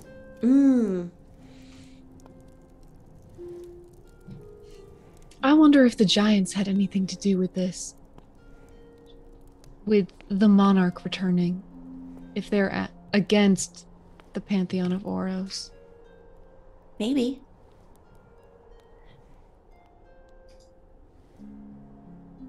And I wonder why the dragons disappeared. Cuthbert, do you know why the dragons disappeared? I'll take that as a maybe. Well, okay. I might show Luna this too and see what Luna... Or maybe, let me leave it with you. I'm probably gonna hit the sack again pretty soon and get Luna out here. Yeah, So- pretty much around now with the conversation and everything, and kind of like looking over the stuff that research took about your 2 hours. Okay, cool. Uneventful 2 hours though. Like other than the lore that you guys are kind of delving into, nothing, no attack or assault on your campsite. Okay. And the storm is still going strong? The storm is still going pretty strong, yeah. Okay. All right, well, I'll let you and Luna talk it over if you want. I'll just leave it here for you. All right. Maybe she'll have a better insight into what language this is precisely. Maybe the progenitor of Primordial. And, hey, just, take it easy on yourself, you know? You're a good person, and you're doing your best. Okay, that's all. Good night. He'll give her a kiss on the forehead. You're a good person. Good night, Pim. Good night. Luna. They'll just wake her up gently. Open violet. Oh, so it's finally watch time. It is. We're only halfway through this fucking watch. I'm so sorry. We're all like, we gotta talk. I know we got a lot of role playing and more to get through, so I don't mind. Let's go ahead. Luna, you're up. Both of you, perception checks at disadvantage. Sadly, fuck me. I rolled a 1. Again. Yeah, I rolled Again, struggling here. Super distracted Cress. two Crest, what'd you 12s. get? What do you get, Crest? 1. 1. Okay. It would be an 8 total. But 1. Yep, I'll take the total. Luna. 2 12s. Well, all right, and then Cuthbert, nice 11. Okay, We're all so gonna die. so the two of you begin your watch. All right. If just so I don't have to re-say all of it, they Yes, yep. fill Luna in on this text and what they've been able to glean. Do you maybe know anything about the end of the 1,000-Year War, the Cloud Giants, Undar, any of this? The same thing that everyone else enrolled. That Go for it. history. Go for it. Roll your history. Let's see. Money! That is a 14. 14. Luna, let me just pull up the text again real quick. We rolled better than Luna did. So I You don't did know. roll better than Luna did. So Luna, But she might have different. yeah, True. So Luna, Showcase that university level education. Yeah. yeah, I was gonna say, Those credentials have to mean something on the resume. I was gonna say your That's some father was a Yale big shit. history buff. Your father is a big history buff, particularly Erosian history, right? The history of the gods. So you know that the city of Straras, and this is again something that you probably know already, was a lost city similar to something like Atlantis or El Dorado, right?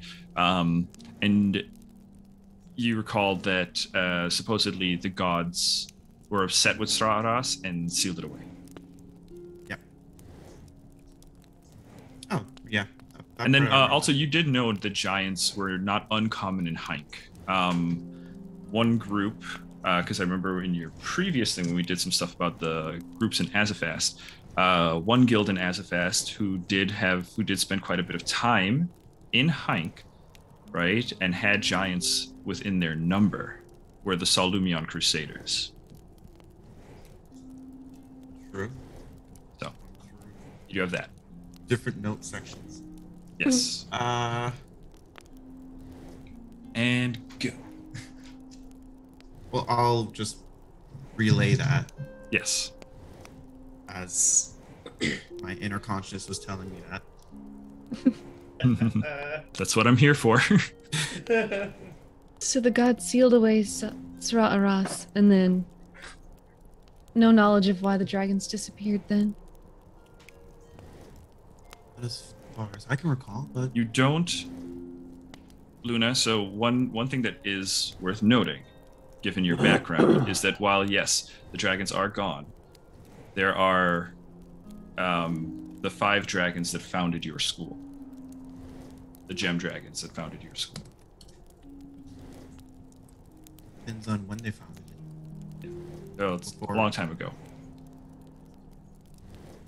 You don't not Over- know the 14. You remember that? I can say that the school I attended was founded by several great dragons, which would have happened after they were known to disappear. So perhaps they're just hidden. That stands to reason. What school is that, Luna? The Miska Cernum Seminary. Seminary. You're quite a learned person. That's impressive. Well, didn't have. Started off, didn't have much of an option, but to get into reading, started to learn more and more. Became a habit and became one of my favorite pastimes. Well, I'm sorry you didn't get to choose it, but I'm glad it gives you some joy. They will also show Luna this text from the book. The Storm Warden thing. Yeah, not the Storm Warden, the Sanguine Sodality. I put it in the Sandsea chat. Oh yeah. The same thing that they shared with Edenor. I know that you've been traveling for a few days with Captain Idris. Is this handwriting familiar? Maybe his, Kanari, someone else on the crew?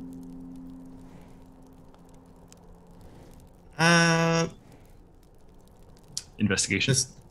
Yeah, I was gonna say, is it the what the message is saying, or the style of the handwriting style? The style, the handwriting, to try and identify who might have written this. I think that is 15. 15. I think that's similar to Edenor. And yeah, unfortunately, that doesn't quite make it. You are unable to identify who the author of this may have been. You're unfamiliar with it. Well, we can always just, if you think this would be the way to go, this is your property, you found it, we can always take it to some of the members of the honors crew. I can get into the heads of them. If you ask them My It's risky. concern, yes, exactly. It's risky to the Gripply if they were to be aware of the fact that we were on to someone in their crew. If it turned out to be Idris, I mean, that he could kill them quite easily. And he's already been in contact with the Pond Mother. And if it's not Idris, then we need to establish who among their crew is a mole. So I would advise caution. I don't want the Gripply to be dead. And it seems like someone on that crew is a member of the Cabal of the Slumbering Serpent, if not all of them. I hope not all of them. Then an alternative. We can use some keywords that might not directly lead to that, but might bring up a memory or a thought. That enough could be a way for me to try and pinpoint who it could be. I've also noticed you're rather dexterous. If I were to cast magic on you to make you more stealthy, maybe you could compare this handwriting to that of the crew members while we distract them.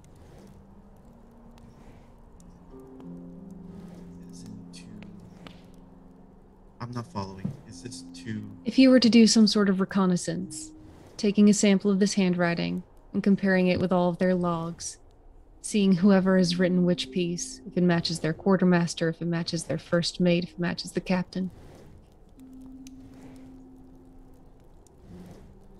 That is possible as well. We can do that when we get back.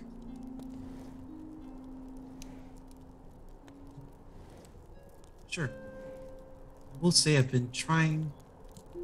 Idris has been a complicated person to me. Complicated how? Do you ever get suspicious when someone tries to do... How can I explain this?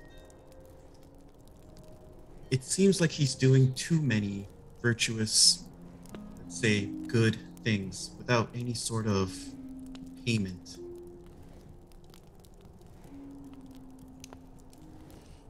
Trying to find out... I've been trying to find out if there's any... There has to be something hidden there that he hasn't revealed yet.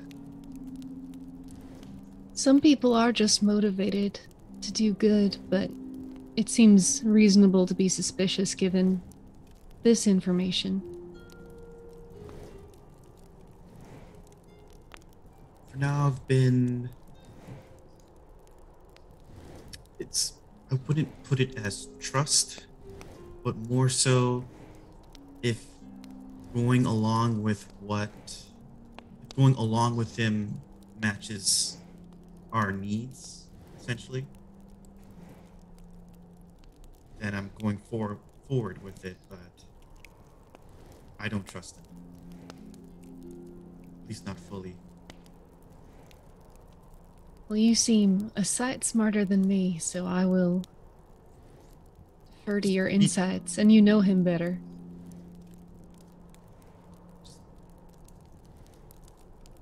Well, you'll get to know him better, I guess, as time goes on, but just be on guard is all I'll say when it comes to that. I appreciate it. While the two of you are having this discussion, Uh-oh. you hear some scratching, you hear some grunting, and Lycus, if you were to say, like, if Lycus were to say be asleep and happen to walk into a bunch of entanglement, what sound would he make? You're muted. That's it. That's pretty appropriate too.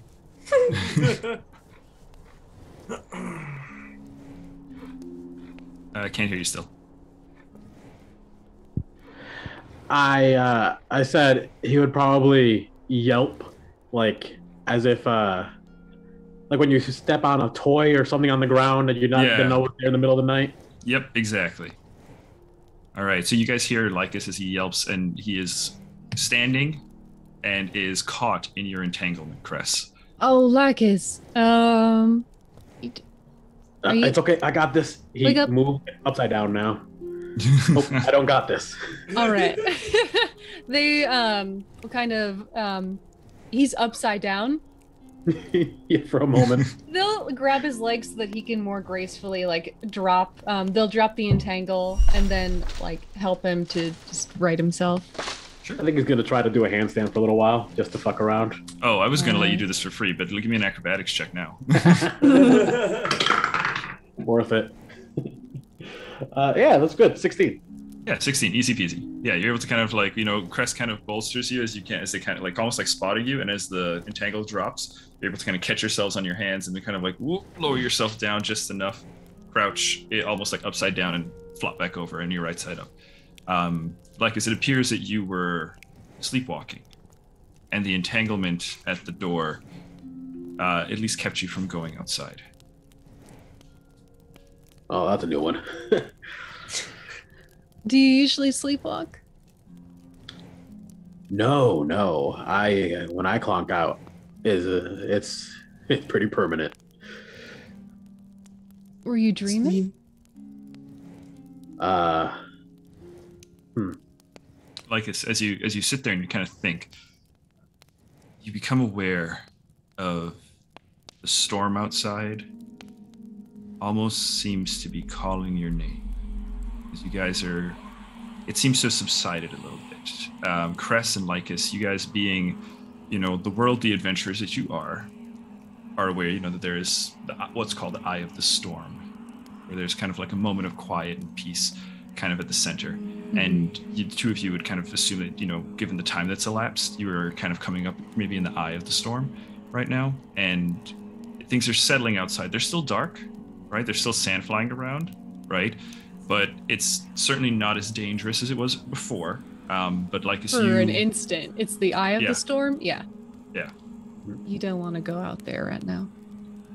Oh, I'm aware. But Luna, remember a little while ago, I had a bit of a moment.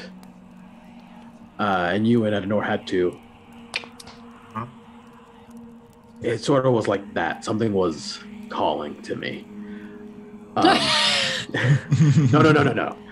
Well, actually, maybe. I don't know if it's a good idea, but something was calling to me. Maybe we should take a look and be ready to knock me out in case, you know the drill, Luna. How about I entangle you and you go back to sleep?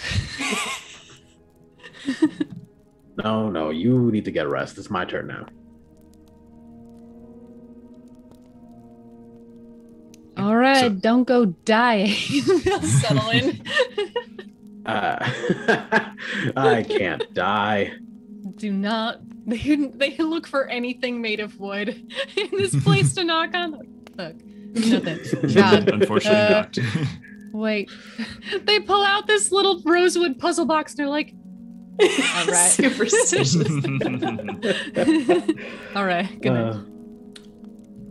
So, yeah, I think I want to, with Luna's help, to try and keep me from getting possessed again, see if I see anything in the eye of the storm. No, just the call. Something calls at you and you can like feel it in your heart, like just this tug. Well, good news. It's not the same as before. Bad news. I need to go see a cardiologist. Speaking of. I will say you don't seem as aggressive in going to investigate this random thing right now. Yeah, I don't know. It's not as that time it felt like I had to, like my body needed to be there.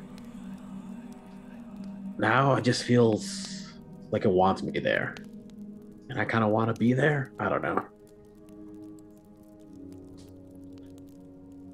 Okay. How about if you want to check something outside? How about let me go first. You stand 15 feet back. You're not, if something were to happen right now, you're not looking like you're in the best condition. So. Luna, I appreciate it, but honestly, I'm no stranger to not getting what I want. Let's wait out until everyone's ready. Okay. That works for me as well.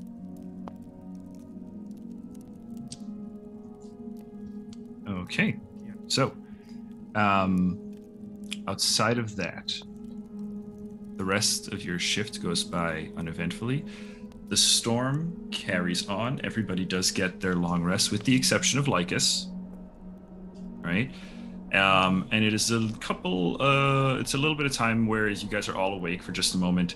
But eventually the storm subsides. You guys can drink from your decanter, right? As far as food goes, I think last time We have a I couple have monkeys. that monkey, you have your monkey, right? So you which can I did process while we were walking.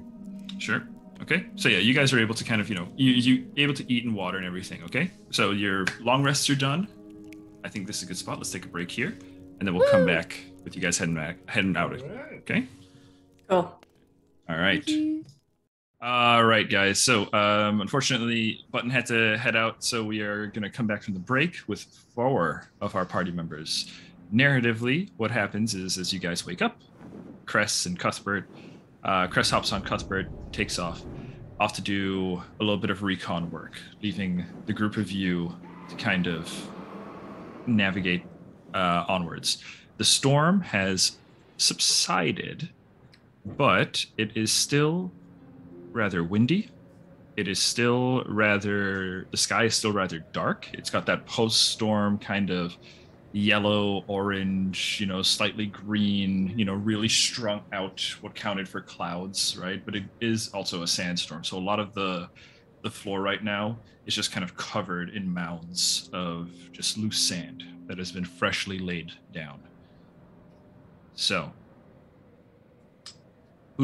how are we doing this? We're heading off to try to pick up the trail again? Right? Believe so. Yep. Yep. Yeah. All right. Lycus, our weary leader. Roll us a survival check at disadvantage, please.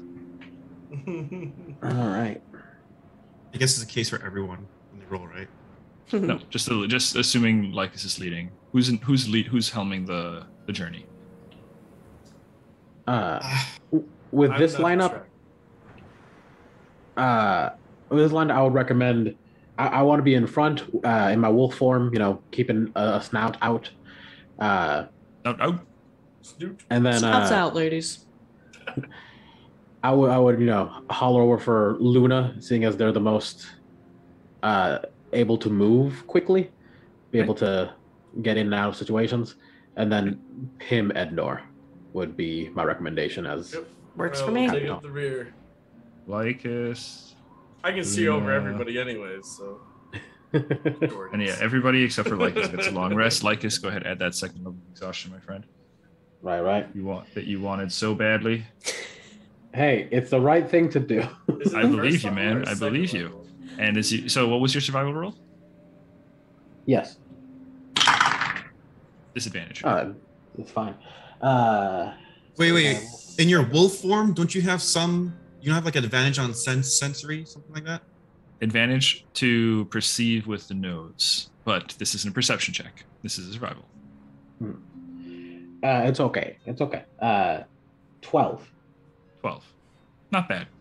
You did do a little bit of extra recon at the end of the last session where you did go out a way, so you kind of have a lay of the land, right? Even though you come out, the scent is not nearly as strong as it was before.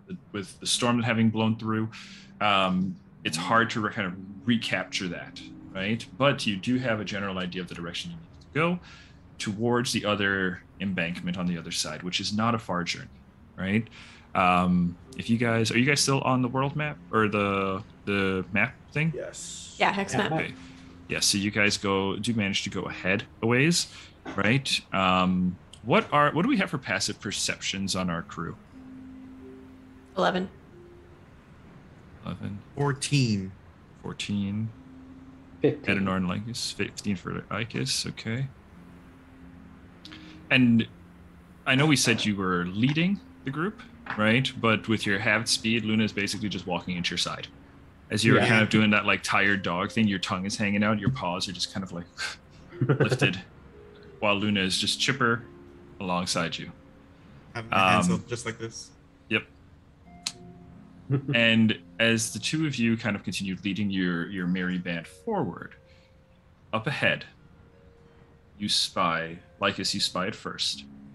Despite everything, you're still a wolf, right? You're still, a creature built to survive, and your ears pick up a squawk. Ah! And a scream. Ah! And up ahead, you can see two birds circling, right? As they kind of dip down and kind of make their way back up. And as you guys kind of cross a mound, you can see that they are harassing a humanoid figure who is stumbling in the sand. And kind of like coming towards you, and you can see them kind of like falling. They bat him, get out of here! And they kind of continue trying to make their way over towards you guys. What do you do? The two of you see it first. Yeah. I'll bark at everybody. I'll give them orders, but in dog. Bark, bark, bark. Literally barking orders. Taking inspiration. Yeah, baby. I was gonna say roll a d6.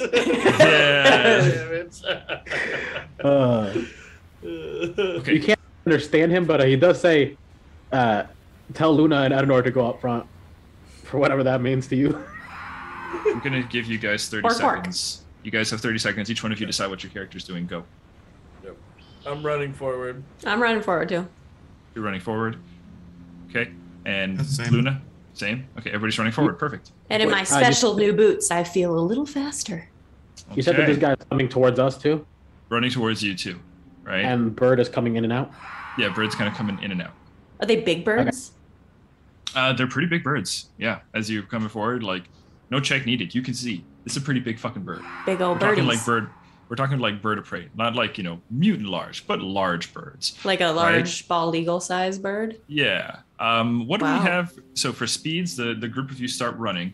I think it probably looks something like Luna and Lycus kind of going, right? And then Luna kind of continues forward. Edenor kind of catches up, right? And just passes Lycus slowly. And then Pim in her new boots actually is a little bit faster than Lycus. And then you just see Pim just kind of racing up alongside Lycus momentarily on your left, and then kind of goes around. Come on, wolf boy. You can do better than that. As Lycus is going at like a dog trot kind of canter kind of thing. Okay. So you guys suddenly kind of get within range of this thing, a range of this individual, right? You can see it is a tabaxi, right? You can see they are dressed in kind of stained, broken cloth, right? They look very disheveled, right? As you get closer, you can see that there's blood matted in the fur, right? And you can see they are stumbling around, and they look exhausted. They probably look even worse than Lycus, believe it or not, as they are like stumbling in the dirt trying to fight off the birds. For movement speeds, I think we're going to go everybody. You get one action, so you're all able to get there as the birds are kind of swooping down. One of them is still pretty high up, kind of preparing for it to kind of swoop. Right, the second one though is pretty close and kind of getting within a range of Luna first. Luna, what do you do? So for my action, I'm casting Frostbite, Ray of Frost. I mean, Ray of Frost. Okay, on the tabaxi. On the bird. On the bird. Okay. What do you need from me? I just need to roll attack. All right. 18. 18 hits. Roll damage. Damage is 8 damage, 8 cold damage. 8 cold damage? Yeah. How do you want to do this? It's just, as I'm moving forward, it's seeing the sky. Just seeing a hand, cold white energy starts to form from my hand, and just like an icicle shoots out, just right through the center. Okay, yeah, the bird kind of like is about to swoop down, and it kind of like flares its wings to slow itself as it's kind of coming down to. It's looking to strike with its talons. It looks like at the tabaxi, who is like on one knee fending it off, and all of a sudden, that's probably a lot more violent than your icicle sound. But the icicle sound flies through the air and just through the chest as the bird goes, and there's just like a flutter of feathers as it kind of falls back and just rolls into the dirt. The one up top kind of does like a quick loop and gets the fuck out of here. Pim will just run up after that and just be swinging her bedroll around. Like, yeah, you better fly away. Get out of here. Go on, get. Pim, roll me a perception check. Not good. 7. Okay, yeah, you start waving it around just as, gust of wind picks up and kind of forces you to kind of just block your eyes momentarily as sand just kind of through. The rest of you you find the tabaxi is at your feet, on their knees. Looks to you, Luna. Oh, thank you so much.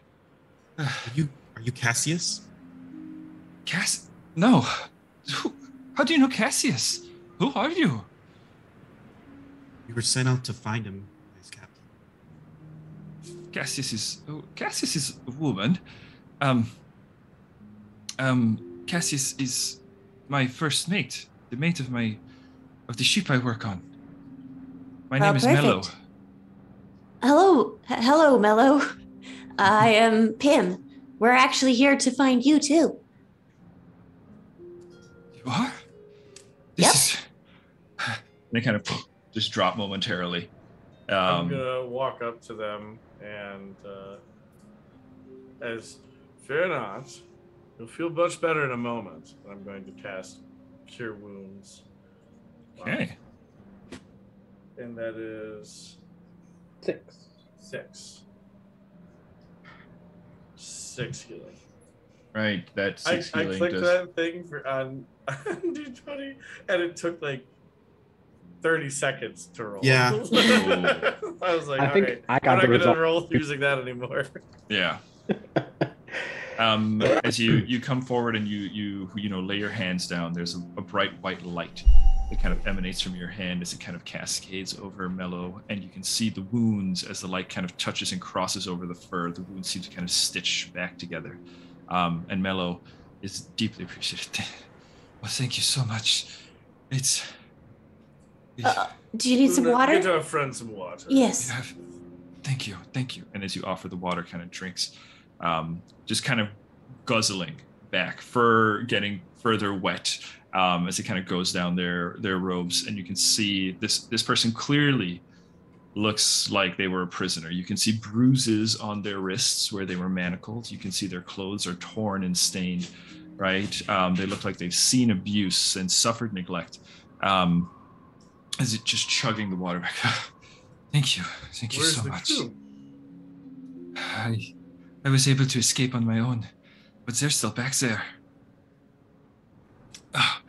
You have no idea. Is it just you?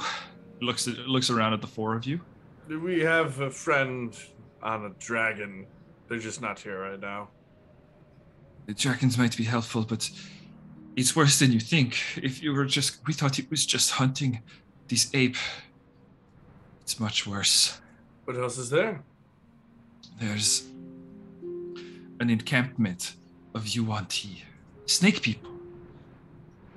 Were holding me and the rest of the crew in these cages with this lightning. Did they Lightning have a cages. specific emblem, per se? Yes, like a. What kinds of emblem? Did it look like a coiled serpent? Yes. The one, Ikash. They had that symbol. They had a necklace with that symbol. I see. Uh, Is there any way to get a message to the captain? My friends are still back. They're my crewmates. We must go back. With your help, maybe we can at least break them out.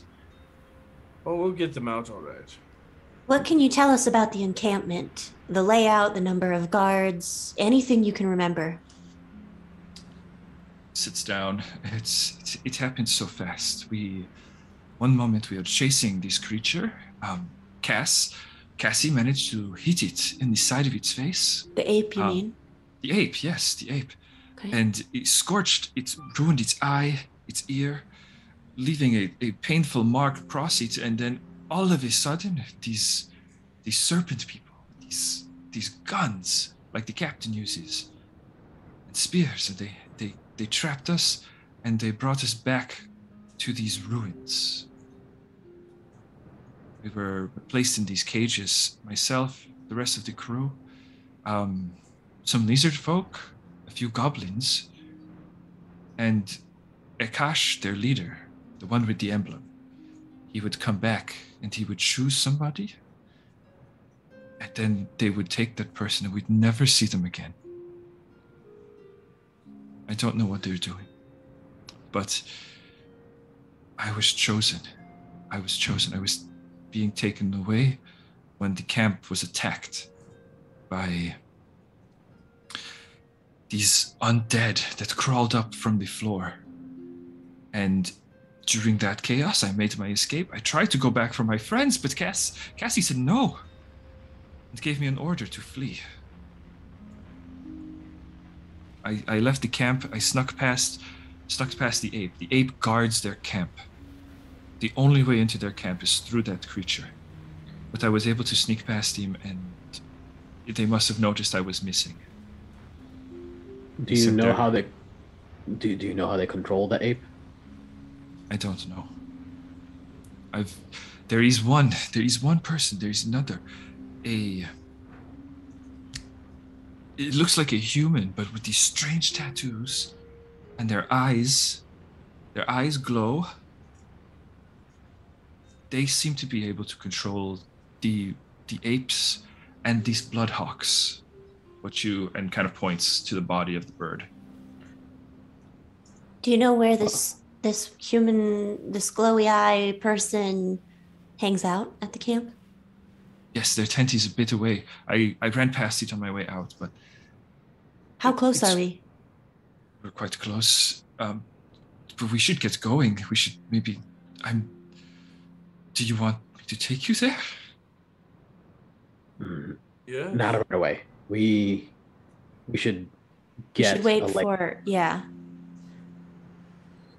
We need to...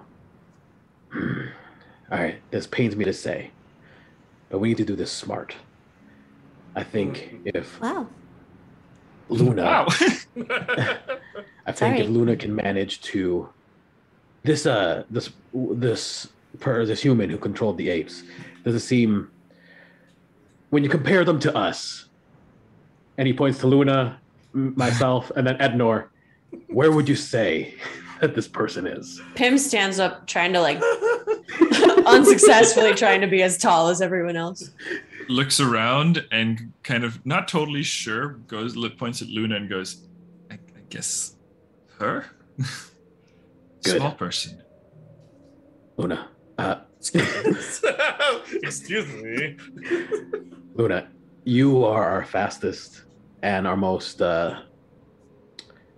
stealthy. If you can manage to get in and take care of them without anyone around, without their assistance, then we could wreak some real havoc without the people even knowing.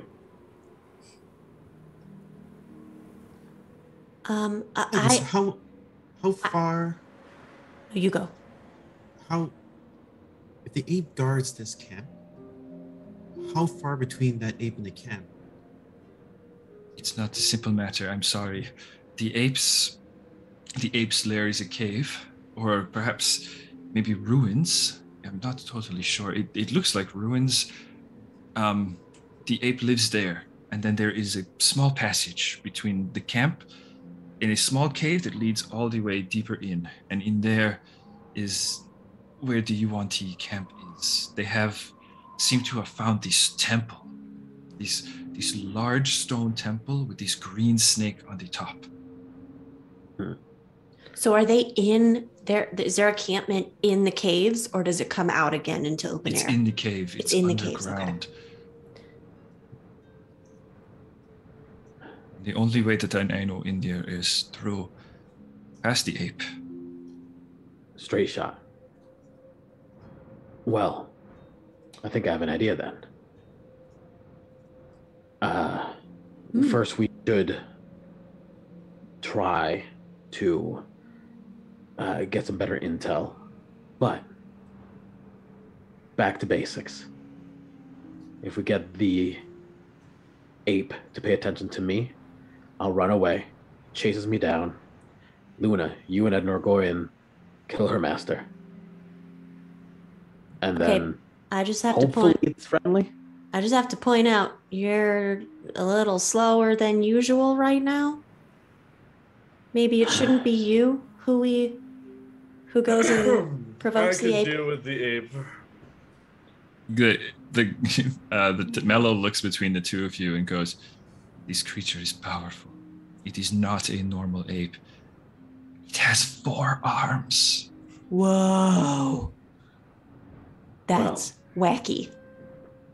Maybe we don't need to fight it, just get its attention until Luna can extinguish their commander, their leader. Who knows? It might not even be... It might be some sort of conjuration or something. Some weird magic shit.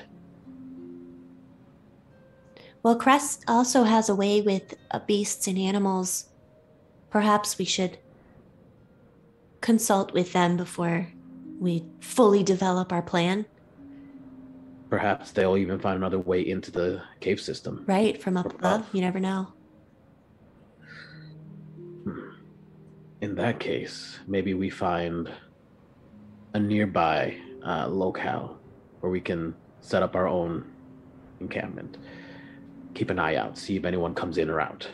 Sure. We should also try to wait, take the cover more from the crew these that are blood gonna hawks. die. Well, At that mention, Edenor, Mellow kind of turns. "Yes, my crew. I can't leave them there any longer. yeah. You must help." Well- and Lycus kind of grabs at your hand. "Please help me save Cassie." We will. You catch as Mellow's holding your hand. You also get a whiff of the one you were tracking originally, Raish. We'll save them, but we can't put ourselves in danger when we don't know what's going on. I will happily put myself in danger, but we need to know that we're going to succeed. Otherwise, they die, we die, and it's pointless. You're At alive your right now. best, you only need how much more time? Lycus? You think an hour or two? Just a couple hours and I'll be tip top. But that's not really the point. The point is, I don't think we're quite ready. What do you mean? I think we have a lot of good information from Mello here. Yes. I also have the iron bands and binding. Perhaps That's that right. could assist in restraining it. Gives us a moment, and then I could use my abilities to get a good first strike on the beast. Yeah, maybe Crest could do some cool entanglement too. We could just trap it.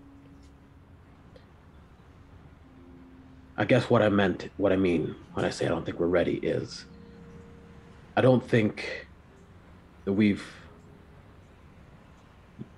you guys understand. There is a strong chance that we could die right here, right now. Yes? It's There's been a my strong understanding chance we can die forever. thus far, Lycus, that you're very much open to the prospect of dying. Oh, yeah. Just an observation. I mean, what do I know? Unfortunately, I'm never the one that dies. And that's the problem. Oof, that hurts. You're not. We'll get them. Allow me at least this. Let us find a place that we can We'll scout create it out. And then we'll a security. make a plan. Yes. We can create some place that is secure so that if we need to, whoever needs to, they can run, hide there, survive. Fair? Fair enough. Okay. Sure. Okay, so what's the plan? You guys are scouting or finding a camp? I think we We're need to gonna find a s- place with cover so that the Bloodhawks can't see us from above. Yes. And then maybe Nigel could scout out just the perimeter, give us an idea of what we're actually going into. Sure. I'll say it certainly wasn't far from your encampment that you left, right, to find this individual. And Mello kind of indicates there the entrance to the ape's lair is built into the cliff. It's about 250, 300 feet off the floor. And there is the cave. It's a climb, but if you are good climbers, then you can take that entrance. That's We how I actually, escaped. yeah, we have means. We have means of moving through the air. Actually, You can fly? I mean, I can't, but he can. Points to Adenor, and we also have our scout up above right now, who should be circling back pretty soon here. So Might be able to pull a little maneuver. Luna. Never know. So Luna, are you scouting ahead? After, so I'll say this out of the game. I can scout, and from what I find, we're going to take immediate action based on that? Well, depending on what information you get. So essentially, you're going to scout it out, see whatever you see, you're going to come back to the group, and then hopefully by then we would have our full crew back together, and then we can determine to take immediate action or not right then. Yeah, maybe if you could just look for like the size of the opening, the size of the cave-ish, we can get a sense for the space, whether or not we need to lure it out. Maybe if there's or how many fight UNT in. there is. Yeah. So I could probably go further. I can turn invisible. Excellent. Okay. Do you think this thing will be able to smell you, though? Mello speaks up at this. This creature is hurt. My Cassie, the first mate, Cassius, was able to burn the right side of its face. It cannot, I don't think it can see or hear from that side. Okay, so fire's good. So go around. Its Well, left it side. just made it angry. It didn't kill it or anything. Okay, But okay. it burned. Understood. Fireworks. I also have a means of trying to, if we know which cave it is, to lure it out through some magic. Well, it depends. Is Yes. our strategy to try to get stuck somewhere by way of iron bands and entangle and whatever else means we have, or are we going to try to? Well, if we can if we can entangle it with the iron bands, we can kick it right out of that 300-foot hole and watch it plummet. You just have to be careful because we want it to be in a point where it would be at a disadvantage per se. Because if this creature is as strong as is indicated, it potentially could break through the iron bands, and then we lose it.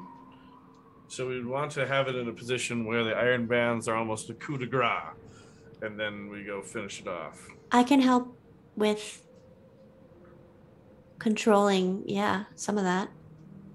Let me see. I mean, no, not really. Let's- Okay, what are we doing? What's the plan? I think we need to find our meeting spot for after. We need to Okay. find our safe spot to meet up. Yep. And then we're going to wait for Crest to get back. Okay. We're going to... Let's just tackle this one at a time. So as far as meeting spots go, again, you're not too far from your original campsite. You could always go back to your cave. That's or true. if you wanted to try to forge ahead and find another shelter closer to your target. No, that's a good point. We should use our cave because we already know where that is. Yep. That'll be our meeting spot then. Okay. Good.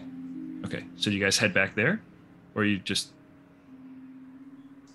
Well, no, we're just establishing that that's where we're going to go. That's where Party's we can send... In case we get split up or whatever, this is where we come back to. Okay. And then, we Luna? can send our new friend there. I'll do my... Move on ahead to do the initial scouting. Okay. Luna, we're going to come... Perfect. So Luna's going to scout. We're going to come back to you in a moment, Luna. You guys, your friend has no idea where that cave is. I don't know where this... That's okay. I'll take you. Okay. Pim, you want to take? I don't mind. Okay. So Pim, you're taking Mello back to the cave. Mm-hmm. Yep. Right? All right. Edenor and Lycus, what are the two of you doing? We're going to find just like a grove that's we can kind of be a little bit hidden, and then I say we wait there for Luna to return. And Pim to return. And everybody. You guys trying to stay a little covert, trying to, avoid the... Okay, Yeah. roll me some stealth checks. The two of you. Pim, you're fine. Me? Sorry? Yeah. Pim, roll survival. Survival.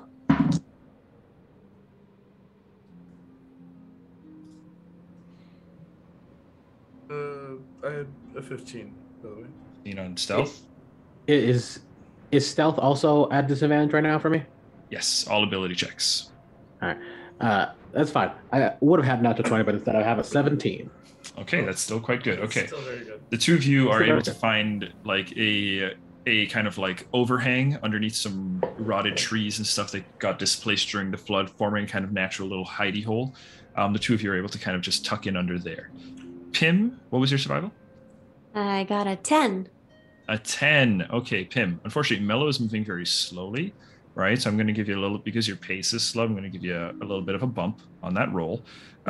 You do make your way back to the campsite. It takes a bit, though. It takes you about 40 minutes, 45 minutes, let's say. To get there and back?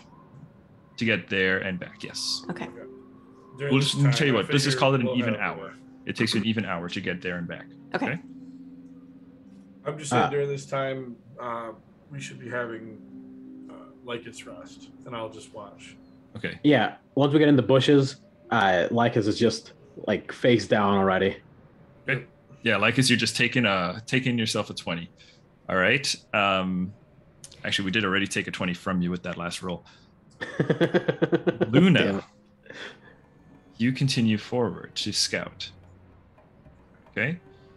Luna, it's not long before you eventually find yourself coming up to the other side of the river now, the embankment. You can see that this is almost like a sheer cliff that has now been revealed when the water kind of went away. And you can see that sections of it have these long overhangs, right? Kind of causing, areas of, deep shade, right? Although the shade, not deep shade. Right now, everything's pretty darkish because of the storm that just passed, right? But you are looking around, and roll me an investigation check, please.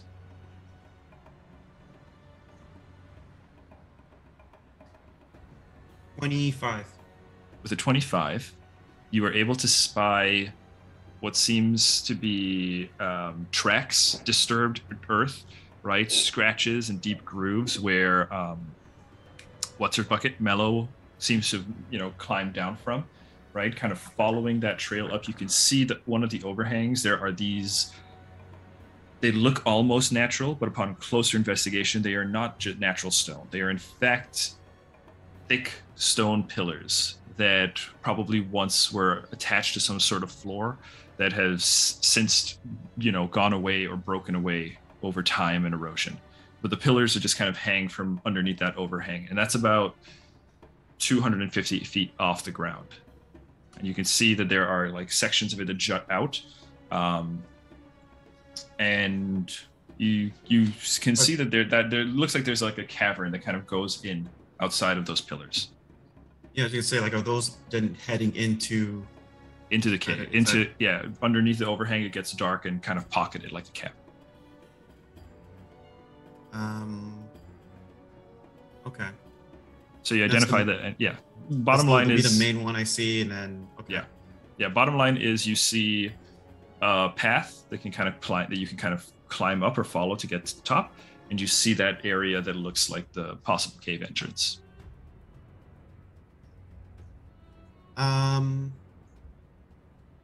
Okay. I'm gonna try do this quickly. As soon as I go more into the open area, I'm gonna go to my eye, pluck an eyelash, take some gum from my component pouch, mix it together, and I'll turn invisible. Okay, beautiful. All right, so Luna, you are now invisible. As you take that, as you drink that little potion, all of a sudden, like just from the front of you, just kind of blends into light. And I will. How high is the second place? It was like the columns leading to one entrance, and then there was. It's just like a possible path that you can climb. Oh, okay. I'll check out the path I can climb first. Sure. Yeah. So you kind of, you're able to kind of, make your way over to the wall, and then kind of bounding from rock to rock, grip to grip, you're able to climb about 200 feet up to a platform. And from that platform, you can see just another 50 feet up is the next platform. In fact, Luna, I'll just go ahead and move all of you so you can see. I'm going to just move you to this map, but Luna, you're the only one on the map at the moment. So, can you guys see the map? Oh, okay. Yep. Okay, Luna, go ahead, drag your token on to the map. I should have fixed everybody's token, but go ahead and just drag it like right here on this ledge.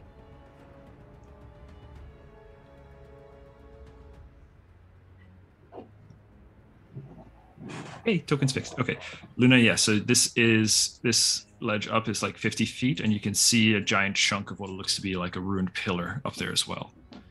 Whoa. I am looking. I'll just what's on the pillar, there's symbols, and I'm gonna take a look on what's. Wait, so this is 50 feet. I'm on this ledge here. This is 50 feet up. The ledge that you are on is 50 feet below that pillar, below that platform. Okay, so I'm gonna make my way above there. Okay, so you pop up here, invisible. I'm just gonna put a little stealthy thing on you so I can remind myself. Ninja. And I'm looking at if there's just doing a quick look of symbols on the column, and then I'm going to take some steps to look inside to see what I can glean. Sure. Roll an investigation check for the symbols on the column. 13. The 13. There's a lot of snake iconography on it, but that's about as much as you can glean. That checks out. Okay, and so you head into that room? Yeah.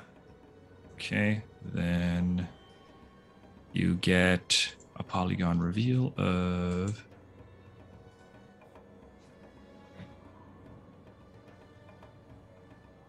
that. You can see that it is ruins in there. It is trashed. It is more giant stone columns, but there does seem to be a gap towards the back of the room over some debris that leads down over here. I'm keeping track because I have invisibility for an hour, so I'm keeping track of how long it takes me to get to a location, so I know. Oh, you're at the top of your hour. You're pretty good. You don't have to worry about time. I'll tell you when you're getting start to run on time. So I'll take this opportunity to investigate. This is like another way that we can all get through. So I'll go like through there.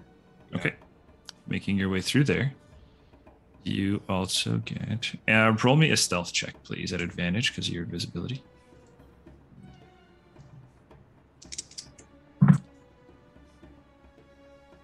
One is advantage. One is a I think 23. Yeah. One is a 20. Well, higher one is 23. Okay, yeah, with the 23, you're fine. All right, you're able to walk in. In fact, as you are making your way through this room, you hear hissing. And you see sections of the dirt like moving as though some sort of snake or something is just kind of weaving their way through the plants and the ground and the cliff, the raw walls. But yeah, so it's a tight squeeze as you go through this pathway up here. It does become a very tight squeeze, right? But you're not in any particular rush as far as I know. But just roll an acrobatics check as you go through there. I think that's a 13, yeah. Okay, with a 13, takes you a little bit. I'm going to say it takes you 10 minutes to squeeze through there. No, that's too long. You get through there. Don't worry, it's fairly negligible, right? So you get to here. And then from this area, what you can see as you look out into this space.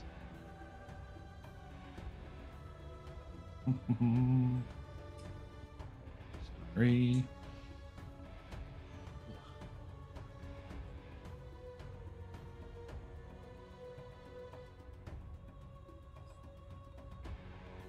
This is a weird visual cone, but whatever. There you go. So, as you look out into this space, you see more ruined pillars to your left and right. You see stained, dried blood. And you can see that there are pillars that kind of continue and they're stuck into the roof, right? It looks like they've held onto the roof, but the floor has gone away from beneath them. You see a string of skulls on a rope of various humanoid shapes.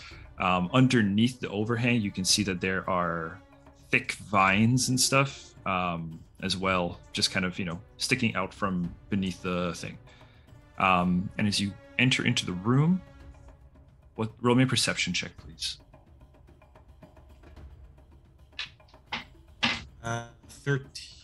13. Yeah. Okay. With a 13, you hear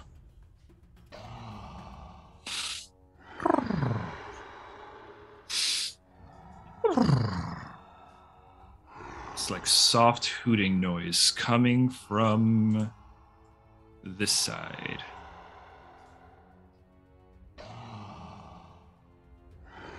Where you clicked? Oh, coming from the left. Left? Why don't you? No. Okay. Still up there.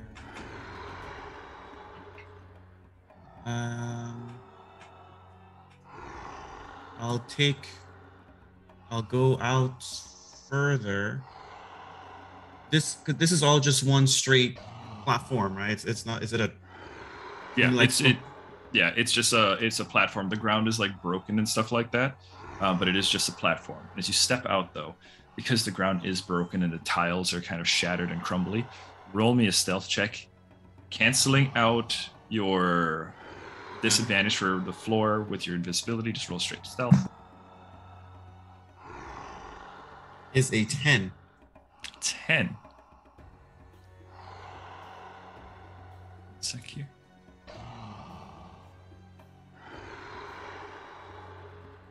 Okay. With a 10, you step out and you hear the ground crumble beneath your feet. There's a cracking noise. And the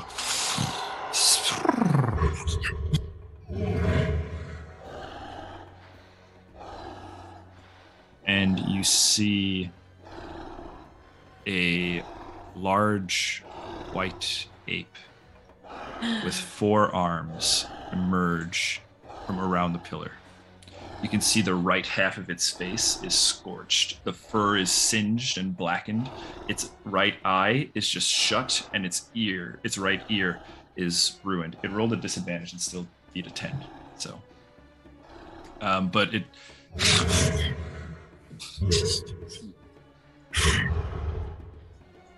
begins to kind of make its way forward. Let me go ahead and just reveal the rest of this for you. It's making its way into your direction.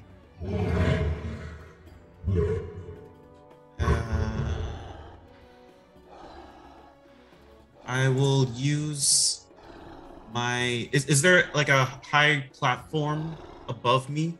No, it is very. Like, I mean, like here or something. Is it go much higher than this? It does not. No, that is all about like 12 to 15 foot high ceiling all around, all above you.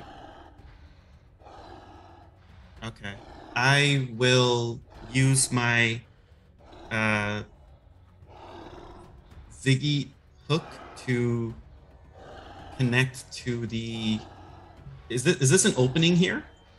That is just the edge of the overhang, so you can like get back. So like that is just like it's a cliff. It's a cliff, yeah, and then there's just like the overhang above it. Okay, and there's a roof above me. It is a roof, yeah. It is like a roof. Right now, there's like a roof above me, like 12, 15 yes. feet. So all of this space, yeah, all of this space is roofed in. So I'm using my Ziggy hook to attach to the roof that would be here. Okay, at the edge there, sure. Yeah. Okay. Connect. I believe it's an action to use your Ziggy hook, right? I was looking at the words. Spell ends when a target takes an attack or casts a spell. Okay. That's what I was thinking. Not an attack. Yeah, so you are able.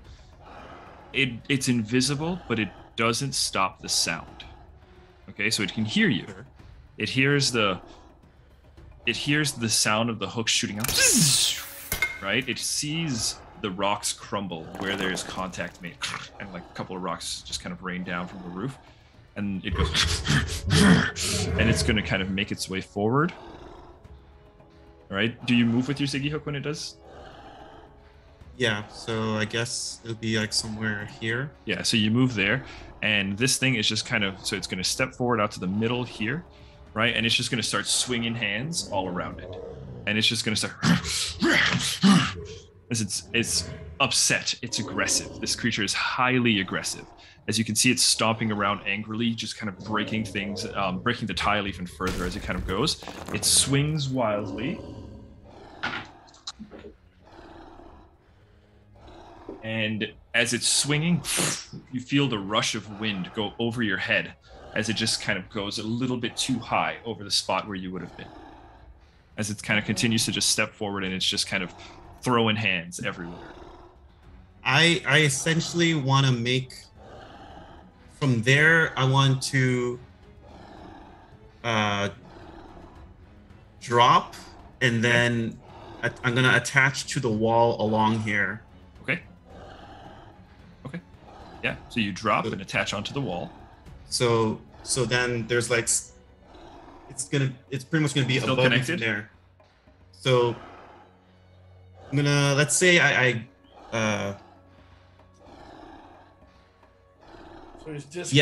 gonna disconnect and then try and get my feet and hands along the wall. Okay. As you do so, roll me another stealth. Normal? No, advantage now. No crumbling rocks or anything like that. Okay, cool. So, because of advantage, it's a natural 20 for 24. Okay, yep, easy peasy. You drop down like a shadow, an invisible shadow, as this thing kind of just continues pounding, and it just kind of keeps going. And you can hear it raging on the top floor as it's kind of like banging into pillars and like throwing debris around. But it does not appear to know where you are at all. And I'm going to keep pretty much making my way down, and to get to, I'm basically heading to the edge here. Okay, yeah, that's just the overhang. So like that, you can make your way down, and that is just that right there, the roof you just pointed to. That's like 260 feet above you. Above me? That's a big cavern. So it just opens up into a big cavern. Yes. Yeah. So the floor here. Oh, let me get a hand-free marker, freehand marker here. Okay. So all of this level is 250 feet up, as well as these guys and this guy.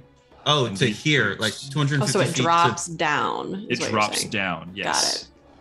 Exactly. So everything that you're Ah. looking at here is underneath the overhang. Imagine you're looking through underneath over the roof. Everything behind the rock line here, behind free hand. Everything behind this rock line is Yeah. basically X-ray. Oh, There is a roof, but I can't obviously draw the roof and the map, so that's how it works. the plan was to go around, guys, so I have to rework that. I was thinking it was a You do cliff. see, well, hang on. So you do see you could go, like, just kind of looking at it. You could, if you could attach yourselves to the wall, for example, you could do this. Like, you could go from this area along the wall here, underneath, except this area here is rock wall. Like, you'd have to climb. But you said there's a way in from there?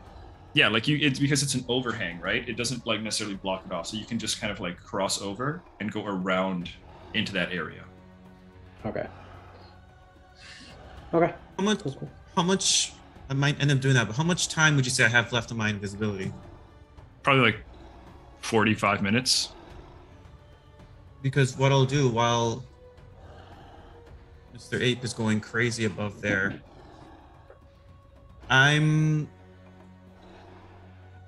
I'll make my way. I can actually just like run down. Yeah. And I want to, while he's distracted, check out a little bit up north. Okay, sure. So you can kind of continue along the wall. I will say, as you were up here, right, you do notice that the path the ruins kind of continue back this way, right? And, you know, the ape is just going to kind of continue to just stomp around in here. So you can, you know, continue along the wall for a bit, kind of staying out of sight, hop back up and kind of continue into the ruins a bit, right? Yeah, I'll try Because that. then you get into the cave, right? So there's walls on all sides. And as you kind of continue, you find that there is a small kind of cleft in the stone, similar to the path that was described to you by Mello. There's a narrow little cave, and as you're looking at it, you can see the entrance is very, very narrow. There are sections of the passage that are going to be a very tight squeeze to fit. Someone with like Edinor's frame is going to have to really squeeze to get through here.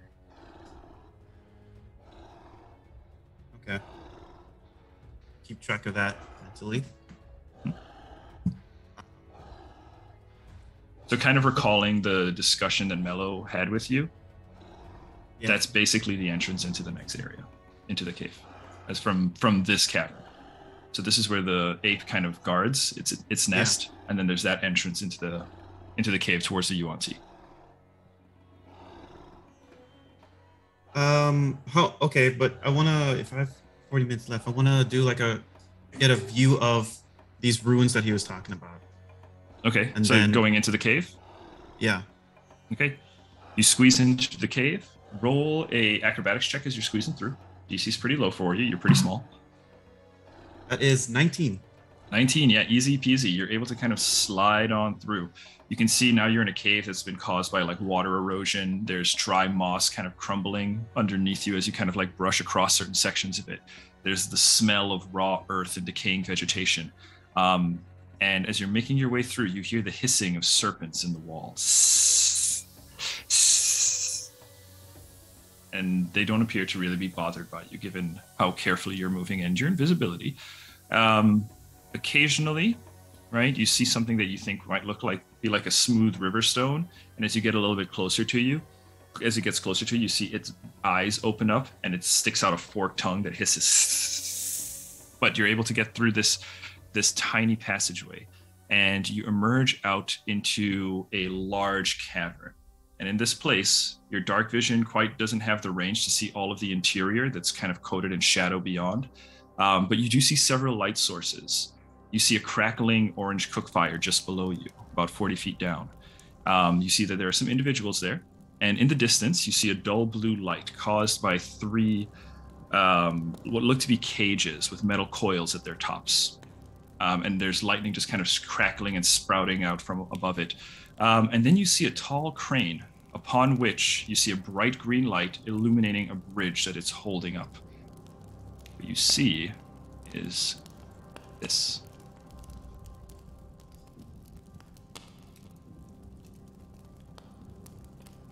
You come out up here. Okay. So everything that's enshadowed right now is kind of beyond the range of your dark vision, just because it's low. It's like actual light around these things. Okay. You see the crane, there's the campfire, and then there's the cages back there. These? Yep. I'm And gonna you need- are... I'm gonna need you as the DM to decide whether a cantrip counts as casting a spell. Certainly does count as casting a spell, my friend. Oh no. Luna, get on the map, you silly Luna. Okay, so there you are. Yeah, cantrip certainly counts as casting a spell. Okay. The only thing I'll do now before returning is take a chance with these eagle eyes to see if I can just discern who the person that he was talking about that might have some sort of control over the eight. Oh, the Kalshar person? Sorry, the human with the tattoos person? Sure. It's a little slip. Okay. A slippity tongue. A little slippery That's what I'm tongue. looking for. Okay. I'm sure he's like a non-snake person. Yeah. Yeah, as you're looking Fair around, you can kind of see there are 3 people just in like the campfire below you. They don't appear to have noticed you or anything because of your invisibility and your excellent stealth. They're just kind of chatting, and you see one of them is diligently working at this writing desk over here. And they are kind of like, they get up and they kind of move around, and you can see what look to be kind of red tattoos on their person. And their eyes glow with like just a soft kind of reddish glow that kind of stands out in the low light of this place. And you see that person kind of move from by there. They speak softly to the people the other 2 kind of gathered around the fire, and they make their way back this way. I wish I had something like power word kill, guys. I don't have one shot capability yet. Okay. I think getting this view was yeah. Because the light is there. I don't think I'm gonna see more unless I go You're about further half in. an hour through your invisibility. Yeah, I think I'm gonna start making my way back. Okay. All right. You make your way back through you're passing the Gorillon, who's like started to settle down. Roll me another stealth check at advantage. That is not as good. 11. 11? Okay. You are making your way through, and as you are just kind of like angling around, right? The Gorillon, the big gorilla thing, it's kind of like facing the other way, just kind of pawing at its hurt area, its hurt face. And as you kind of trying to sneak by, you accidentally kick and shatter an already broken vase that falls at your feet. And suddenly the creature goes and it swings out, trying to make an attack at you. I use my reaction Ziggy hook to connect to the ceiling, so it's at disadvantage. Yeah, certainly you can. And also with the invisibility, yeah. It rolled. Oh shit. It's already a disadvantage, but that's okay. So Ziggy hook up onto the ceiling, right? Right? It rolled a 6 and a natural 20. Shite. So you just see this giant ape fish just swing, and you can feel the wind of it rushing by underneath you as you kind of Ziggy hook up, attached to the ceiling, right? As you do so, some stones crumble, and its second attack is going to be at the ceiling now. taking its second attack at you because it's just within range. It is a large creature in a fairly tight space. It's still disadvantaged because you are invisible. That is also going to miss. As its second attack hits the ceiling right next to you. You feel the stone kind of break next to you. Roll me a dexterity saving throw, please.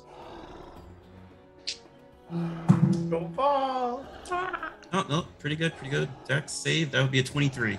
23, yeah, you are able to kind of zoop back up and kind of like twist to the side, holding on to the ceiling as the second attack kind of crunches. It's going to take its third attack and swing again in that area as you move and more stones kind of crumble. This thing is just attacking any little bit of movement, and it's going to try to, let me see, where is the boy? That is 17 to hit. 17 will hit. 17 will hit. Okay, the third attack connects as it swipes one of its third hand swipes down, catches you, and in the ribs, boom, punches you, and you just lose grip on the ceiling. Luna, you fall to the ground, and now the creature knows where you are. Right? Roll me another dexterity saving throw. Let's see if you're prone. You're still invisible, I believe, right? One second. It's a 15 on its save. 15 saves. You're fine. Are you visible now?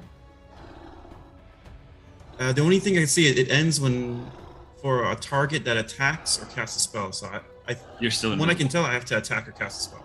Okay, so you're still invisible. That attack does hit you. The creature realizes that it made purchase. It's going to take its fourth attack. Oh my god. And swing at where it believes you are. Advantage still. It's going to certainly miss this one, right? As it swings wide and you're able to kind of just roll and twist to the side as it stomps down with its fist. And then it's going to drop down on its two back legs and its two front arms. And it's going to take a bite just out into the open air with its fifth attack. 5 attacks? 4 arms and a mouth, I guess.